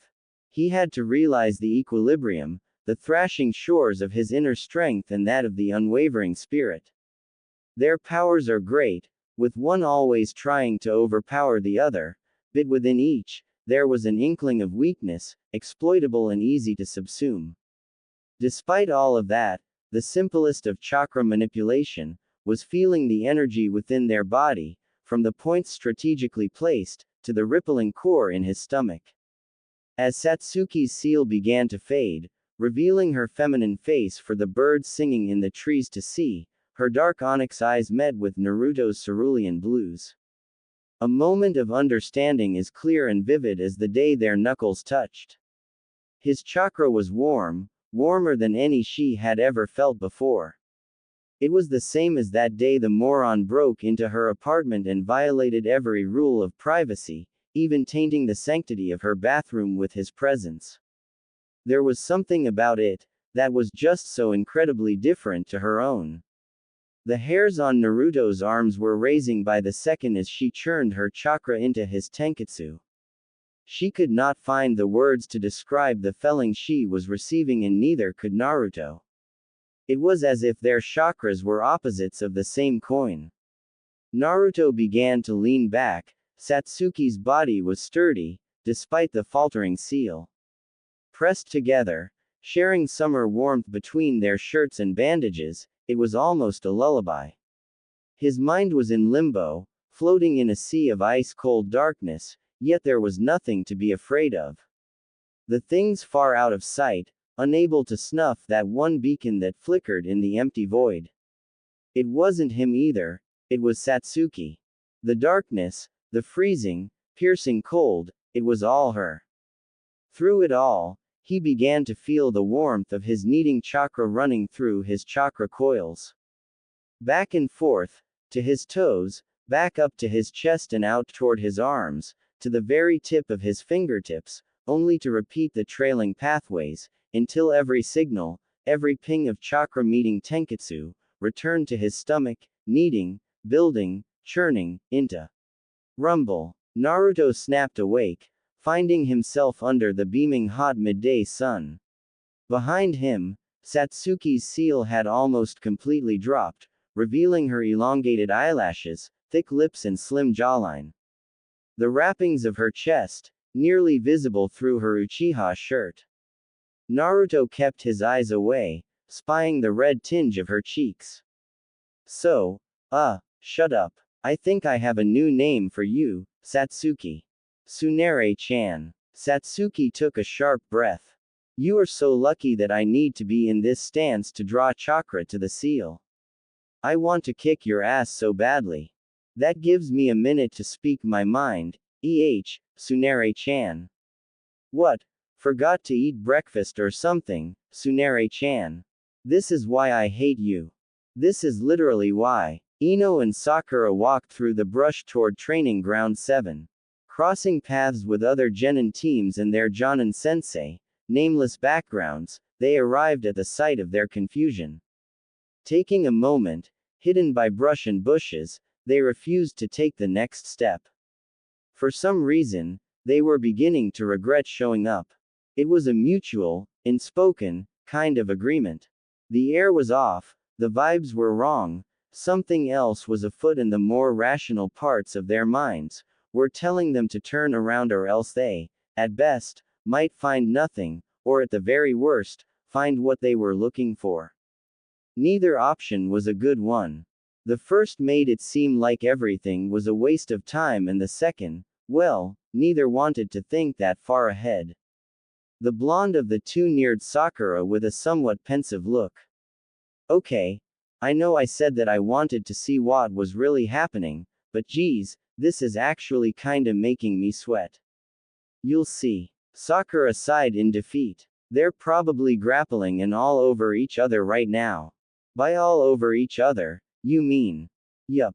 Sakura sighed once more. I'd squeal from seeing Sasuke-kun shirtless, if it weren't for the fact that he and Naruto are so engrossed with one another when they spar. Every time, ever since that day Naruto disappeared after asking me out on a date, everything was different. He no longer declares a fight for me. Sasuke doesn't even give me that annoying grunt. In the end, without Kakashi-sensei to keep them in line, whenever they train together, it looks like I'm third-wheeling. Oh God, the more I say it out loud, I'm really starting to think. Ino, however, leaned in once more. How close are we talking? That's all you got from that rant. Sakura facepalmed. If you want to know so bad. Skin. 2. Skin. Oh my God. Technically, Sasuke is covered in bandages. Sakura frowned. The pinkett turned to the blonde with an inquisitive look. You know that, don't you?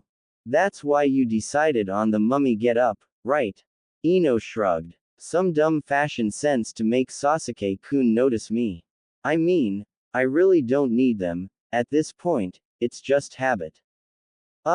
Anyway, Sasuke-kun is covered in bandages and Naruto. What about him? What about him? Sakura asked incredulously. As if Ino had grown another head, Sakura paled at the question. I didn't think I had to spell it out for the smartest girl of our graduating class. What does he look like? Forehead. Ino face faulted. He's got a high pain tolerance and was decently strong the last I remembered. What does he look like under that god-awful jumpsuit? Sakura gave the girl a horrified look. Why do you want to know, pig? I'm curious. I want to know what makes Naruto so appealing to Sasuke. Ino said. However, as the final syllable left her lips, her face scrunched as if she bit into something sour. Nope. That does not. No. God no. I think I'm gonna be sick. See? Naruto made you sick, huh? It's not that. Ino blushed, dipping her head into the bush in front of her. I kinda want to see it even more now.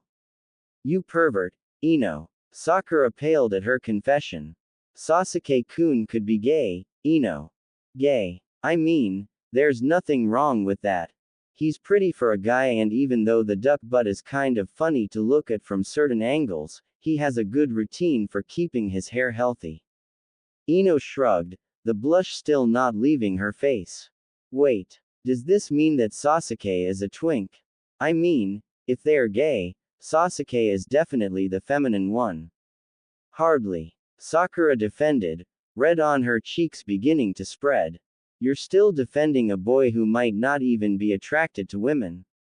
Ino could not believe her ears. And no, it's not that, pig. Sakura shook her head incredulously. Just, come on and look. Sliding underneath the bushes, they crawled across overturned dirt and cold blades of grass. Careful not to agitate any leaves or branches, they got a good view of the training field and all of its glory. A secluded place with 3 wooden posts and a stone monument that many young shinobi have seen or heard of. But what really caught their attention was the pair of shirtless boys, pressed together, their legs apart in horse stance. The raven-haired boy was covered in bandages, his hands snaking ever so slightly up and down the blonde's arms, almost massaging his muscles. Sweat dipping in between the troughs of his forearm dips and the biceps and triceps. Ino and Sakura took a collective gulp as their jaws dropped lower and lower. The blonde boy was leaned in, his back pressed against the bandaged boy, the sweat trickling down their backs, slowly meandering between creased shoulder blades and back muscles. Scars, cuts and bruises, there were markings on the blonde boy's body that looked fresh. Ino couldn't believe her eyes, and looking over to Sakura, neither could the pinkett. I'm assuming it never got that bad. No. This is the first time I'm seeing this. Sakura all but drooled as she said it. The blonde boy had his hair down, follicles sticking to his whiskered face. Mouth slightly ajar, It was almost sensual to watch. The raven-haired boy continued his movements, sliding his palms across bare skin, maintaining the horse stance. I think I'm about to pass out. Ino whispered weakly. Looking over, Sakura's face was pressed into the dirt, not a sound to be heard. Naruto relaxed to Satsuki's touch. She had remembered seeing her mother massaging her father during their early morning calisthenics. As her chakra control really helped Naruto, it wasn't doing enough. His reserves were just too damn large, and she may have allegedly damaged his flesh in some tenketsu. Allegedly, of course. She wanted to make it up to him, if not for the sheer fact that she could at least accept when she was wrong. This wasn't to say he was going to get away with calling her a tsundere. Oh, how that infuriated her. That was neither here nor there at the moment. The only thing that mattered was mastering, or at the very least, having an intermediate understanding of chakra control exercises. It was a bit of a pain having to forcibly mimic kneading with her own chakra, that was chakra that she needed to force into the seal. Already, she could feel her short hair beginning to elongate. The bandages and binds that flattened her chest were doing all they could to keep her secret. It was just too damn hot outside. The sun was high, it was early to midsummer, temperatures were almost inferno. She had to admit, despite all the initial frustrations they had when they first started this section of training, Naruto caught on to the teachings rather well and soaked information like a sponge. Running her hands across his biceps, he shivered, sinking deeper into the musings of her calloused fingertips. Gone was the face of Sasuke, now, it was fully Satsuki. The red on Naruto's cheeks, the red on her own beginning to trickle across her face. From ear to ear, she bit her lip, remembering why she was even doing this in the first place. If Naruto could not get even the most basic of chakra control exercises down, there would be no way he could even think of doing elemental training. With his chakra reserves, and the potency of his chakra screamed elemental affinities and powerful ones at that. As his chakra began to die down, hers went with his. Like steam, it vanished into the air, sparkling blue before fading into obscurity. Slowly, her features turned masculine, her hair was shortening by the second and the red of her cheeks faded as well. Before Naruto could prepare himself, her fist dug into the back of his head, launching him forward. Rolling through the dirt, he crashed against a wooden pole, collapsing into himself, choking up spit and blood. Yup, he said weakly. So, worth it, Satsuki growled, throwing a hand to her face. Why are you such a moron? That same pathetic cat. That same idiot old man who couldn't watch a paraplegic goat to save his life. An old lady who couldn't find her geriatric way across the street. That same pathic cat. If they weren't trying to keep up appearances, Satsuki was certain that she and Naruto would be crying their eyes out in front of the old Hokage. Another mission. More like Shitseijin. The daimyo's wife cannot and should not be allowed to own a pet, any pet. Satsuki, as Sasuke, cringed as the lady wept her fat tears down her pudgy, puffing, wrinkled obese face, staining her mascara and eyeshadow as she wept and wiped through her manic episode. If I were that stupid cat, I'd run away too, honestly. Glancing over, it would seem both Naruto and Sakura felt the same way. That feline, its anger, its rage and claws. They couldn't even fight back. If the damn lady received a dead animal, not only would there be hell to pay, no one would get paid. She needed money to keep her pantry stacked since Naruto couldn't shop for groceries. Speaking of groceries, she took a deep breath. It was finally a cheat day to eat as she pleased. Some oven-roasted pompano, filled with tomatoes and onions, seasoned with pepper and garlic salt with a nice helping of sticky rice, she could already taste the yellow fish on her tongue. Better yet, she didn't have to share anything with the blonde oaf who stood beside Sakura. Inwardly glaring, she knew that changing their diets would be important, but she didn't take into consideration one key fact. Higher chakra means more calories burned, which means more food intake, which means she'd be in the kitchen almost every night trying to make sure her future partner in murder can keep up with her when the time comes. As she said before, why walk when you can run? Itachi had been running since the day he was born, she assumed. With the way people still whisper about him behind her back, the way some Jonin and Chunin speak of Itachi with fear and fondness, it was more than enough to get her on her feet and ready to start chasing. Stopping herself, she caught the somewhat bored look of the Hokage.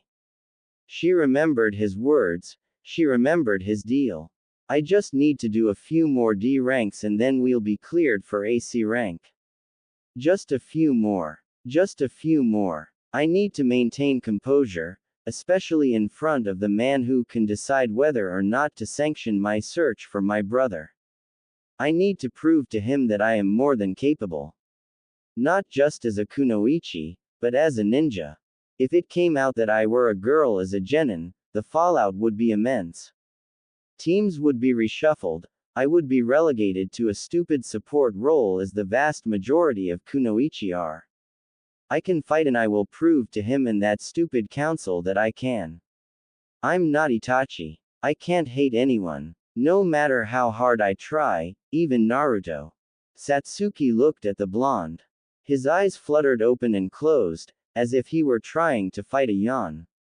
As if on cue, however, he stretched, throwing his arms up in an obnoxious manner, nearly hitting herself and Sakura.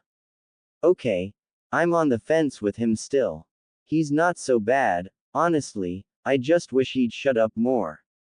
Anyway, Itachi. No matter how hard he tried to make me into him, it's not working. I feel anger, but I don't feel hate. I haven't felt hate in my life. I fear him, I'm angry at him, but hate. He's my big brother. He was everything I wanted to be and I wanted nothing more than to make him proud. Even father was visibly prouder of me than he ever was. Satsuki's head tilted low. As Sasuke, she maintained the indifferent persona to the talks rummaging throughout the Hokage Tower and the missions department. Councilmen, old wrinkled crones, watched her with calculating eyes. The one with glasses kept a stoic face, unable to be read, even on an off day. The one beside him was a tiny little woman. Menopause was not kind to her. The ornaments in her hair jingled with every shaking move she made. Satsuki knew better. She was a relic of a more glorious time for shinobi and kunoichi. She earned her right to be so weak-looking. However, the one that made her uncomfortable, no matter how many times she had seen him in the halls of the Hokage Tower, was the one with black hair and wrinkled shut eyes. A man wrapped in bandages. Yet, no matter how many wrappings he donned, he could not hide the sinister intent waving off of him in droves. Satsuki had to remind herself, they were soldiers in the military machine. Any moment, any step out of line, or rather, in line, could result in a visit from any of those counselors. The one she really wanted to avoid was Danzo, the bandaged wrapped old man. Despite his cane and wounded outward appearance, he did not become the Hokage's councilman without being strong. If shinobi were anything, they were unpredictable and hard to get a read on. This man personified that. So, Kakashi-kun, another D rank completed. Hiruzen took a long puff of his pipe. That makes 15 done so far. Quite the efficient team you have. It's nothing my adorable little genin can't handle. Kakashi's eye smile made the Uchiha glare. I have a selection of D ranks for you to choose from. Uruka said with a smile. There are some wolves who are harassing nearby farmland. A fence needs to be rebuilt after a landslide. A cat stuck in a tree. And of course, helping the old man find his poor goat again. Naruto visibly paled. Satsuki watched him from the corner of her eye. The idiot was about to explode. Honestly, so was she. They had trained for more than this nonsense.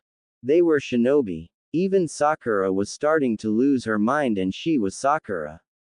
Sure, she was getting better and butting into their training regimen, especially when not prompted to, but she couldn't deny that the girl had finally stopped with the honorifics and stopped squealing every time Sasuke walked into a room. There was a change in demeanor, some confidence here and there, but what really caught Satsuki's attention was the confusion. The awkwardness. Does she know I'm a girl? Did she figure it out? Sakura gulped as the missions were doled and discussed between Kakashi and Iruka. Despite how riveting of a topic, trivial jobs and missions were to the Pinkett, she was doing everything in her small power to keep her eyes averted from Sasuke's intense gaze. Did he know that me and Ino were watching them flirt? Is he going to fight me? Listen, Sasuke, why you can have Naruto. I just don't know what you see in him. There's fear in her eyes. Satsuki tried to fight the glare. She knows something and she's afraid of others figuring it out. I mean, that is what a secret is, but still. What kind of secret does she have that requires this kind of reaction from a passing glance? If she does know that I'm a girl, at least she didn't break into my apartment to harass me. At least she isn't fawning over me like she did in the academy. I just don't get it. Why him? What is going on in that head of yours? Sure, he can be kinda endearing at times, but overall, he's just the literal worst. Maybe I should give her some of the treatment I've been giving the moron. A good smack or two to make her talk. At least he's toned down on the orange, but still. It's whatever. She'll talk eventually. She always does. Naruto blinked, sticking his finger in his nose. Man, I'm starving. How much longer before we get a real mission? Oh God, he finally looked away. Sakura murmured in her head. Emerald eyes quaking in their sockets for the slightest change in hair. Naruto, for all his stupidity, was lost in his own world, and Sakura could not be more thankful. You know, he's actually not that bad looking. But still. God. I have been chasing a gay man. Wait. Does that mean Naruto used me as a cover to hide his true feelings? You know, I've been wondering for a while now, how the hell does a lame goat find its way out of a pen we've built 4 different times? Naruto asked to no one in particular. That doesn't help my confidence at all. Maybe it has chakra. Naruto thought with a smirk. Imagine. A goat. Shit. They can climb steep mountain cliffs and climb trees somehow. God. Everything is literally falling apart and we haven't even had a real mission yet. Sakura screeched, pressing her hands to her head. The boy I crushed on is gay and the boy who crushed on me is gay. What does that say about me? I'm praying we get a quick and easy mission. I just want to go home and eat. Satsuki murmured in her head. How does it weave hand signs? It doesn't have hands. My stomach is killing me. My brain is killing me. My heart is racing and I think I'm having a panic attack. Sakura's eyes were wide now, bloodshot by the second. I need to punch something. I need something to do. Something other than glorified chores. Give us a real mission. Silence. Naruto and Sasuke both turned to the Pinkett whose face was blaring red. Iruka dropped a scroll, labeled as D rank, and even Kakashi snapped his orange book shut. Everyone was staring at her, all eyes leveled at her and her massive forehead. The blonde of the 3 nodded his head, a newfound respect in his eyes. Nice. Who knew she'd have the balls? Satsuki raised a brow. Well, would you look at that? Sakura. Iruka paled as he rose from his seat. What did you just say? Red immediately flushed away, replaced with paling white. Eyes as white as plates, Sakura froze for a moment. Sweat forming in an instant, the metal plate of her Hitai-8 began to fog. She was in the thick of it now. Clearing her throat, she stepped forward, shooting her head down in a respectful bow. Neither Sasuke or Naruto knew what was going on. She turned her head, giving the two of them a pleading look, motioning for them both to follow her lead. The Uchiha, of course, caught on and bowed, leaving Naruto standing upright like a fool. Bow too, idiot. Naruto, don't leave me out to hang. What's going on? Naruto raised a brow at the two of them. Shrugging, he crossed his arms over his chest, turning his gaze to the Hokage, who amusedly smoked his pipe. She's right. Give us a real mission, old man. Sasuke didn't know it was possible for someone to get paler than white, but Sakura managed to do it. The pinkett was about to snap. Satsuki was sure of it. Through Sasuke's eyes, she watched and waited patiently for the loose cannon to finally fire. But it was all for naught, as the Hokage began to laugh and choke on his most recent drag. Smoke trickling from his dry lips, he laughed harder, bringing the pipe to the tabletop. What a fine team. Hiruzen smiled. Iruka, give them AC rank. Let's see how confident they really are. But Hokage-sama. Iruka turned to the man. They've only been active for 3 months. We can't. I am Hokage. I just made an order, Iruka-kun. Why yes sir. Iruka fumbled through the list of missions. Bringing up a scroll, he tossed it to Kakashi.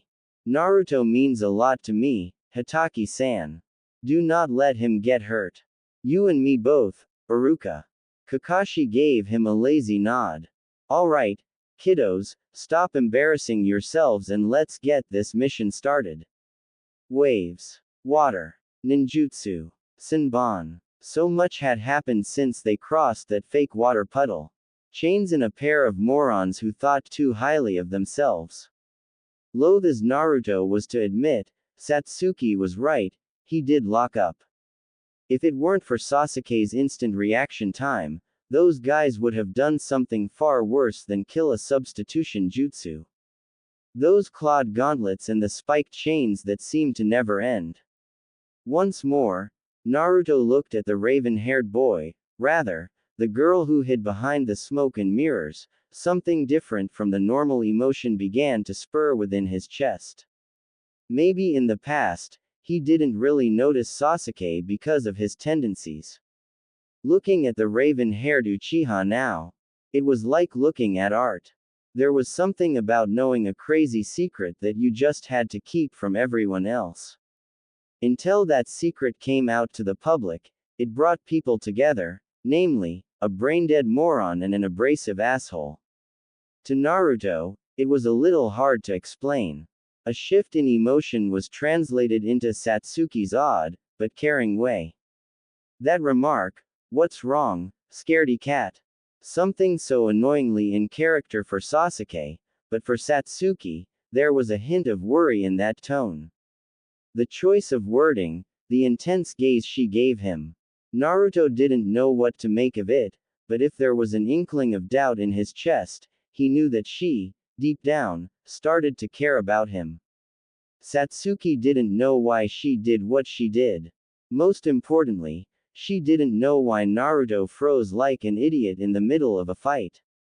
Those guys were strong, but they had to be stupider than the blondie. Yet, he froze, unable to think, or even raise his kunai to defend himself. Using the skills she honed as Sasuke, she burst into action, shuriken flying, trapping chains together by their links and smashed through the pair of them, kunai pressed against their throats. Sakura was watching. She already suspects something is off. What's wrong, scaredy cat? God you moron. You can't be Hokage if you can't stand up for yourself, and I can't fight my brother alone. I cannot afford to lose the only person who, God what the hell am I saying? Standing straight, Sasuke pat his shoulders, yawning at the display. Turning away from the nervous Sakura and the reddening Naruto, He looked to the trees as if he were expecting someone. Kakashi. What the hell are you doing hiding? Ma, Sasuke, I knew you three had it handled. The Jonin nodded with his ridiculous eye smile. You were quick to react, Sasuke. Though, I am a bit disappointed in your performance, Naruto. Sakura, you didn't even do anything, but at least you moved to protect Tazuna right off the jump. Sorry. I can't be too harsh on you three. After all, we were paid to protect you against bandits, not missing ninja, Tazuna. Everything was a blur. Sakura watched from the rear, hands and fingers clasped together, palms pressed into one. A blinding sheet of mist, a cry from Naruto and Sasuke over the blinding barriers. Shuriken, kunai, ninjutsu, all thrown and clashed together in a series of earth-shattering, earth-ripping explosions. Kakashi and Zabuza met, Kubikiribocho and a lone kunai knife met, a shower of sparks left in the wake of their kiss of death. She trembled as she stayed as close to Tazuna as she could, kunai up and hands quivering with fear. She needed to do something, but just like the blonde she so vehemently despised just minutes before, she couldn't move either. Through the mist, Naruto and Sasuke flew back, rolling in the dirt before they repositioned themselves in unison. A pink eyebrow raised, almost like the shadow clones Naruto employed, the two of them, Naruto and Sasuke, shared a glance. Like their spars in the training fields that happened every single day, they were trapped in their own little world. She could only watch, breathless, weak and afraid. They moved together, jumping in and out of the bout while their sensei fell back to get some air. They were quick, precise and most importantly of all, persistent. Something that was sure to aggravate a legendary missing ninja like Zabuza. She tried to move, she tried to do anything to join her teammates, but her body just would not listen to her. A child, caught in between a rock and a hard place, caught in a situation that no child should ever have to face, faced it anyway. Gulping, she stood her ground, standing watch over Tazuna, much to his relative displeasure. She didn't care if he thought they were useless brats, she didn't care if she couldn't join Naruto or Sasuke in the front. She was going to do her job. She was going to be a kunoichi of Konohagakure. You know you looked like a total bitch for blowing up at that kid like that, right? Naruto ignored the girl as he punched the tree. Knuckles peeling, blood spraying against the flattened bark, he couldn't focus on anything else but the target in front of him. She knew what was bothering him. She knew it too well. I get it. The kid was out of line, but can you blame him? Satsuki said, trying to get him to look at her. She had even dropped the seal. Maybe she was running out of chakra, but at least the sentiment was still there. He was letting what Inari said get to him and he wasn't reacting the way a shinobi should. Naruto, will you at least listen?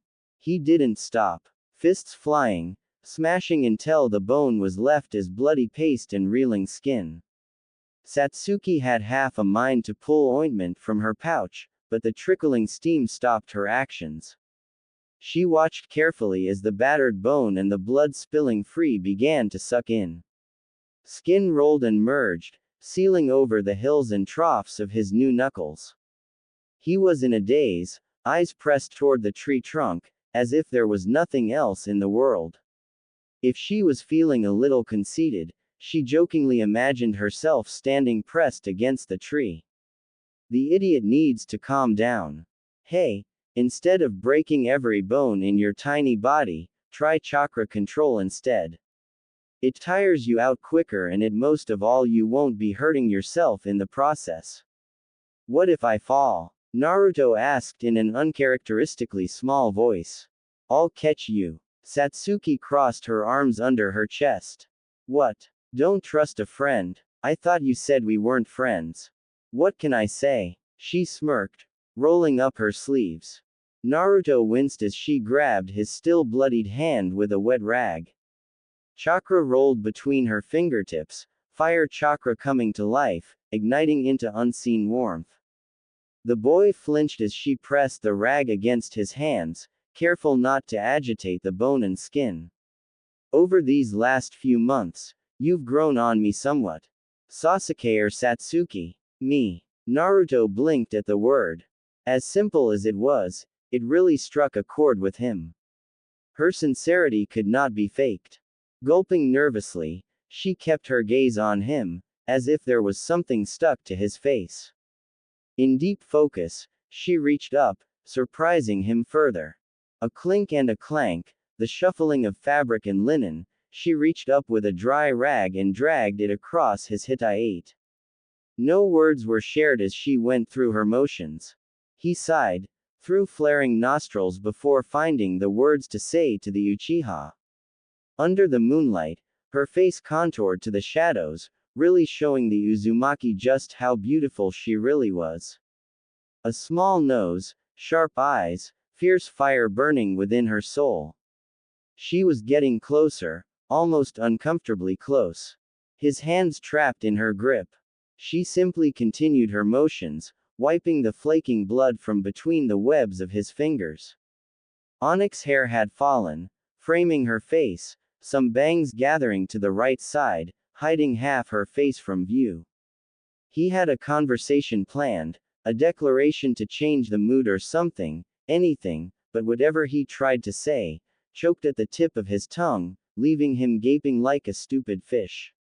Which, being honest with himself, wasn't far off from the truth. Lithe fingers still topped with calloused pads, drifted between the calluses of his own, rough and scratching against the troughs and cracks. Her chakra springing forth, he sighed again, this time, devoid of the frustration that had been building in his heart and head. It was soothing, relaxing and honestly, the most calming sensation he had ever felt. He couldn't help but wonder where this Satsuki had come from and where she had been since they met. She was always a tough abrasive bitch just waiting for the first excuse to insult and hit him. Yet, here she was, handling his broken hands as if they were delicate flowers. Huh, maybe she is a tsundere. I've been thinking recently, Naruto. Satsuki said, flicking her hair from her face. The silence broken, his gaze fell to meet here Onyx's eyes. I have been a little rough with you, haven't I? I want to apologize if I ever overstepped any bounds. Naruto choked, pulling away from her. What brought this on, all of sudden? We have an agreement and might I add, one we've been very good at keeping. Besides, what's a little pain? I've dealt with worse anyway, right? Her eye twitched for a moment, but for once in his life, he said something that wasn't ridiculous. Before he could walk away, she grabbed his hand once again, forcing him to stay still. If you're going to keep training, at least remember the other part of the bargain. We trained together. As much as it loathes me to say it, Sakura understood the tree walking exercise better than both of us. I'm pretty sure you can imagine the kind of hurt that dealt to my ego. So, the Uchiha admits to having an ego. Naruto quickly surmised. Receiving a head slap, he cringed, giving her a look, hello. Injured here. That's only because you don't know how to deal with your problems the right way. That's cute coming from the supposed boy. Naruto raised a brow. Satsuki didn't respond the way he thought she would. She shook her head, rolled her eyes and smirked a little before returning to her motions. He winced as her grip tightened between his knuckles, but it never progressed into violence. For all her bravado as Sasuke, alone in the woods, far from any prying eyes, she was sweeter than any girl he had ever known. She was tender when she needed to be and a complete slave driver when she wanted to be. There was almost no telling what he'd get when they were alone and the seal was turned off. Sheathing the rag, she gave him a nod. Come on, we have trees to climb. Last one to the top pays for ramen when we get back. Deal, loser. In the instant the words left her lips, She watched the somber expression, the uncomfortable blush and the glimmering water clinging to the surface of his cerulean eyes, evaporate. All of it. Every emotion was suddenly gone. Like a flick of a switch, or the dropping of a dime. His lips curled upward, his cheeks creasing as the whisker marks contorted to his face-splitting grin. His teeth, pearly white in the moonlit night. It was contagious. She couldn't help herself as the smirk of her own began to rise. They gave each other a nod, drawing kunai from their holsters. Another look, a knowing glance, a connection as strong and as fresh as when their knuckles first bumped in her poor apartment. Matching positions, crouching down to prepare for the sprint, they burst forward. In the distance, unbeknownst to the two of them, a Pinkett was watching with groggy, but confused eyes. She had gone out to look for them. As odd as it was, what Naruto said to Inari really struck home to the young kunoichi who, in retrospect, felt like she didn't belong. In a moment of weakness, this is where they were brought, this is their new mission, and with missing ninja, a powerful former shinobi swordsman of the mist and a hunter ninja somewhere rummaging through the lands of wave, it was uncertain what her fate would be. However, those words, that declaration was made with such passion, such vigor, something within her heart began to bubble. Like a pressure that needed release, like a thought that replayed in an infinite loop, like an itch that refused to be scratched, it had awakened something within her. The will to do what needed to be done, the will to keep progressing further, to be a kunoichi. Whatever that meant, she knew it wasn't what the books told her. It wasn't what definitions could ever quantify.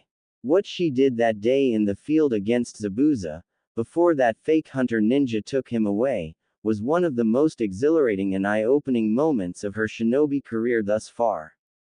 Their first C rank, turned into an A- rank mission.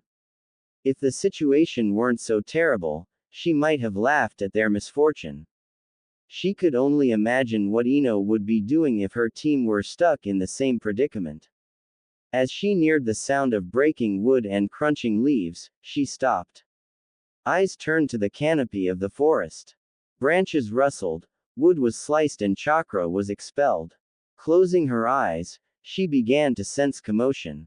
Naruto and Sasuke were, of course, training.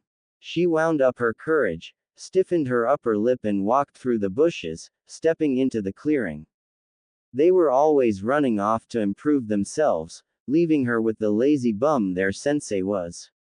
Now, with him out of commission from chakra exhaustion, there was no telling how long it would take to get him back up to full strength. She needed to train and work harder to be on par, or at least close the distance between them. Bringing a hand to her lips, she called. Naruto. Sasuke. See, can I join you two tonight? Rustling branches stopped. There was a pensive silence, one so deep, she could hear her own blood vessels. Naruto poked his head out from a wall of leaves and fruits. Sure, Sakura-chan. We're trying to practice our tree walking, so I don't know if. I read that a master is an eternal student. She said, tying her hair up. You can always improve. Wait up. Bursting up a third tree, as graceful and perfect as she did the first time, she jumped and landed on the same tree branch, eyeing Sasuke and Naruto, their faces drenched in sweat and small cuts from the branches and sticks. To her surprise, Sasuke was out of breath, but smirking at the two of them.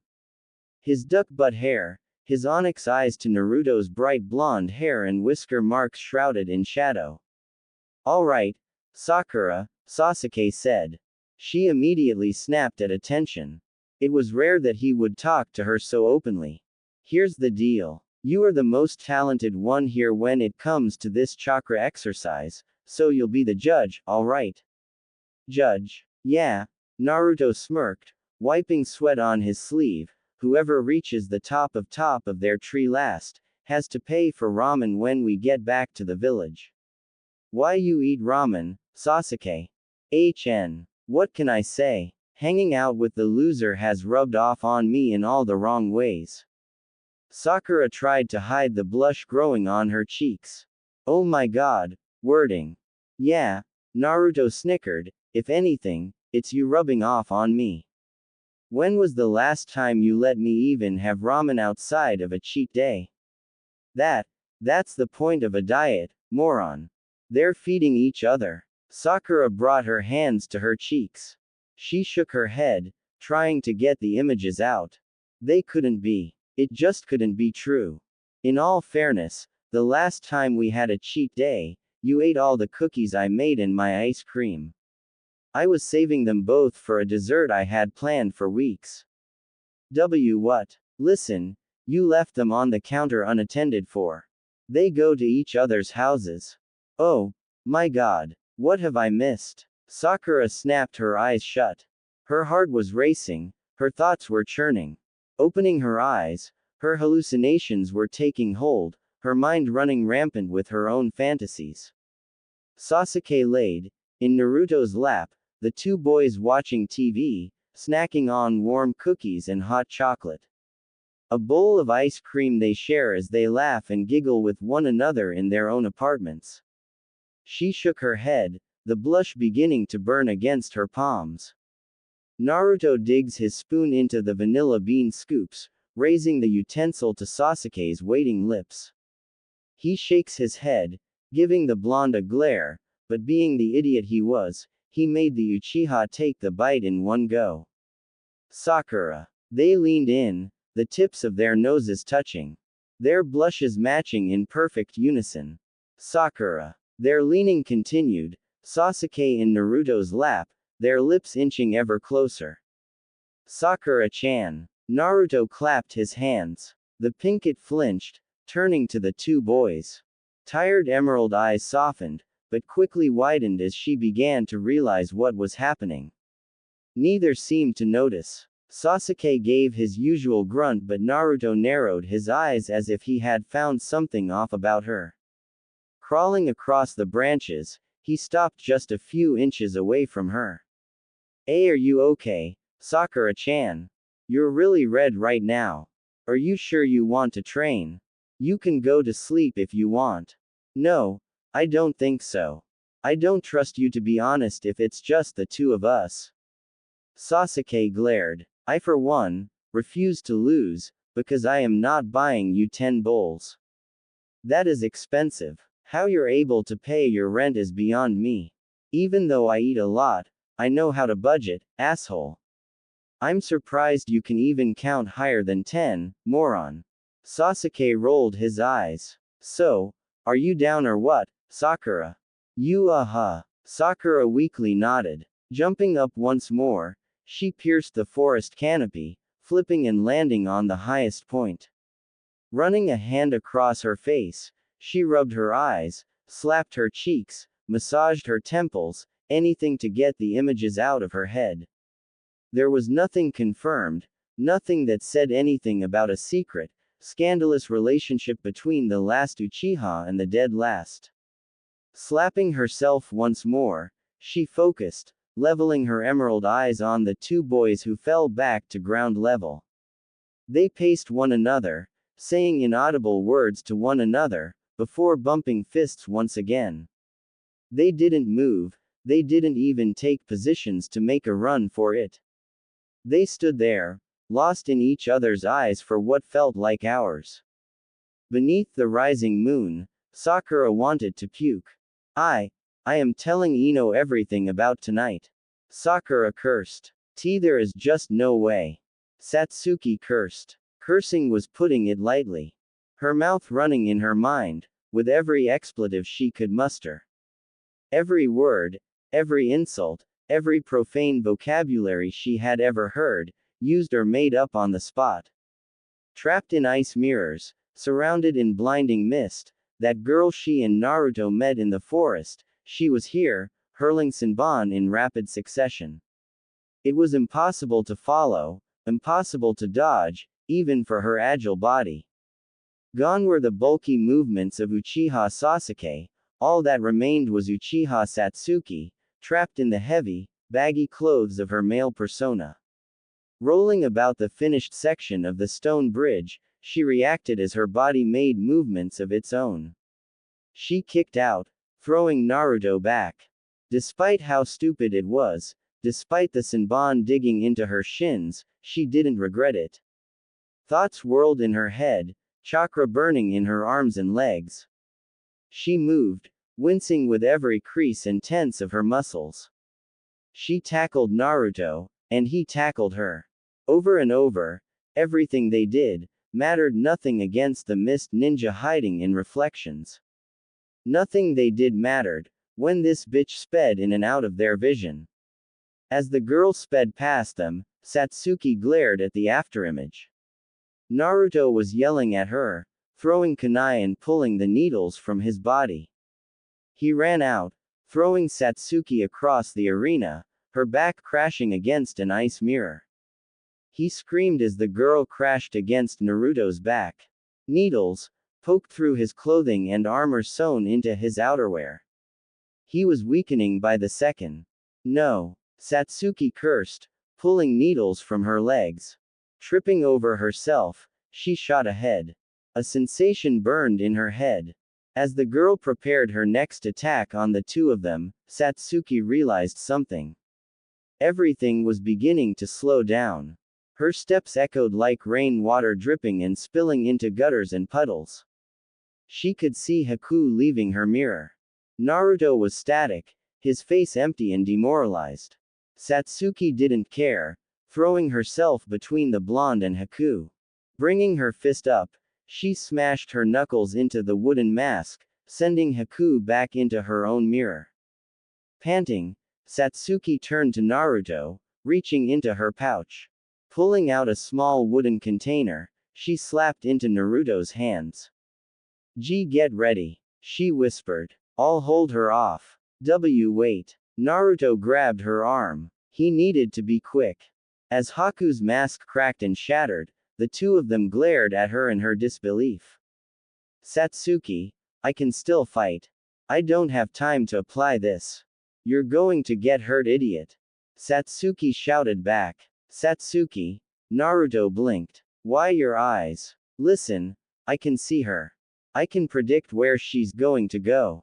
Satsuki said. But she's skilled. We might need a power-up. Naruto paled at the words. What? No. I don't even know if that's possible. She will kill us both. Satsuki shook her head. She will. If either of us fall, I swear that I will complete your dream. If I fall, find Itachi. Tell him I couldn't do it. What? Naruto pushed himself off the floor, grabbing handfuls of needles. He winced as he ripped it from his shoulder. I am not doing any of that shit without you. You said it yourself, we're in this together. Sasuke turned to the blonde. Do you trust me? What kind of question is that? Naruto. Without a doubt. Then follow my lead. Do what feels natural. Just like we trained. Haku burst from a mirror, her brows furrowed, a sense of discomfort in her chocolate brown eyes. It was quick, but Satsuki was able to catch it. She made a shout and Naruto immediately followed, throwing himself to the ground. Slow motion, after images, things happening before they actually happened.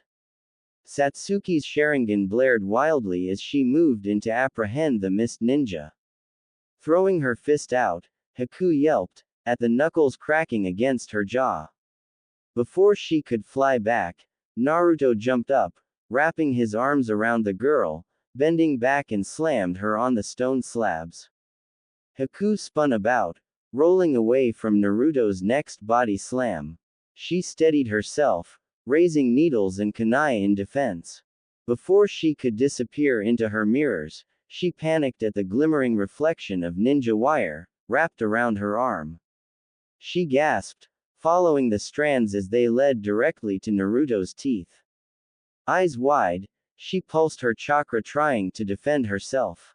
There was no way that the two of them were able to figure out her abilities. There was no way that even with some power up that they were able to see through her movements. Pulling back on the ninja wire, It gave Satsuki enough time to close the distance. To her surprise, Naruto was incredibly sturdy, not once moving an inch, and he wasn't even pulling back. To their surprise, Haku did the unthinkable. Taking the kunai of her hand, she sliced through the ninja wire and sunk back into the mirrors. Naruto and Satsuki threw their backs together, eyeing the mirrors as Haku appeared and reappeared, blitzing between each image, never once leaving the confines of her mirrors. Despite everything, despite how annoying her skill set was and how woefully outclassed they were, she was glad that Naruto was still standing beside her. This ends now. Satsuki-chan, Naruto-kun. No way. I should have seen this bullshit coming. Raising her kunai, she prepared herself. I've fought Naruto a million times, literally because of his shadow clones. This bitch thinks she's fast, well, I'm faster. Naruto. You're right. Neither of us are dying here. None of us. Naruto had a dopey look on his face as they entered the gates of Konoha. Sakura giggled at Kakashi's offhand comment and Naruto laughed too, but Satsuki, back under the guise of Sasuke, had her hands shoved into her pockets, head lowered and eyes planted to the ground. Something about the whole mission hit her somewhere personal. Her Sharingan had awakened, her chakra control had never been better, and on top of that, their training sessions together had worked. They proved that through brain-dead persistence and having someone to compare yourself to helped in ways wooden training dummies could never. But something irked her. It was almost personal. Red chakra had spilled from Naruto's body. Haku was treated horrendously because of her Kekkei Genkai and was used and experimented on until Zabuza found her and made her parade as a boy for her protection.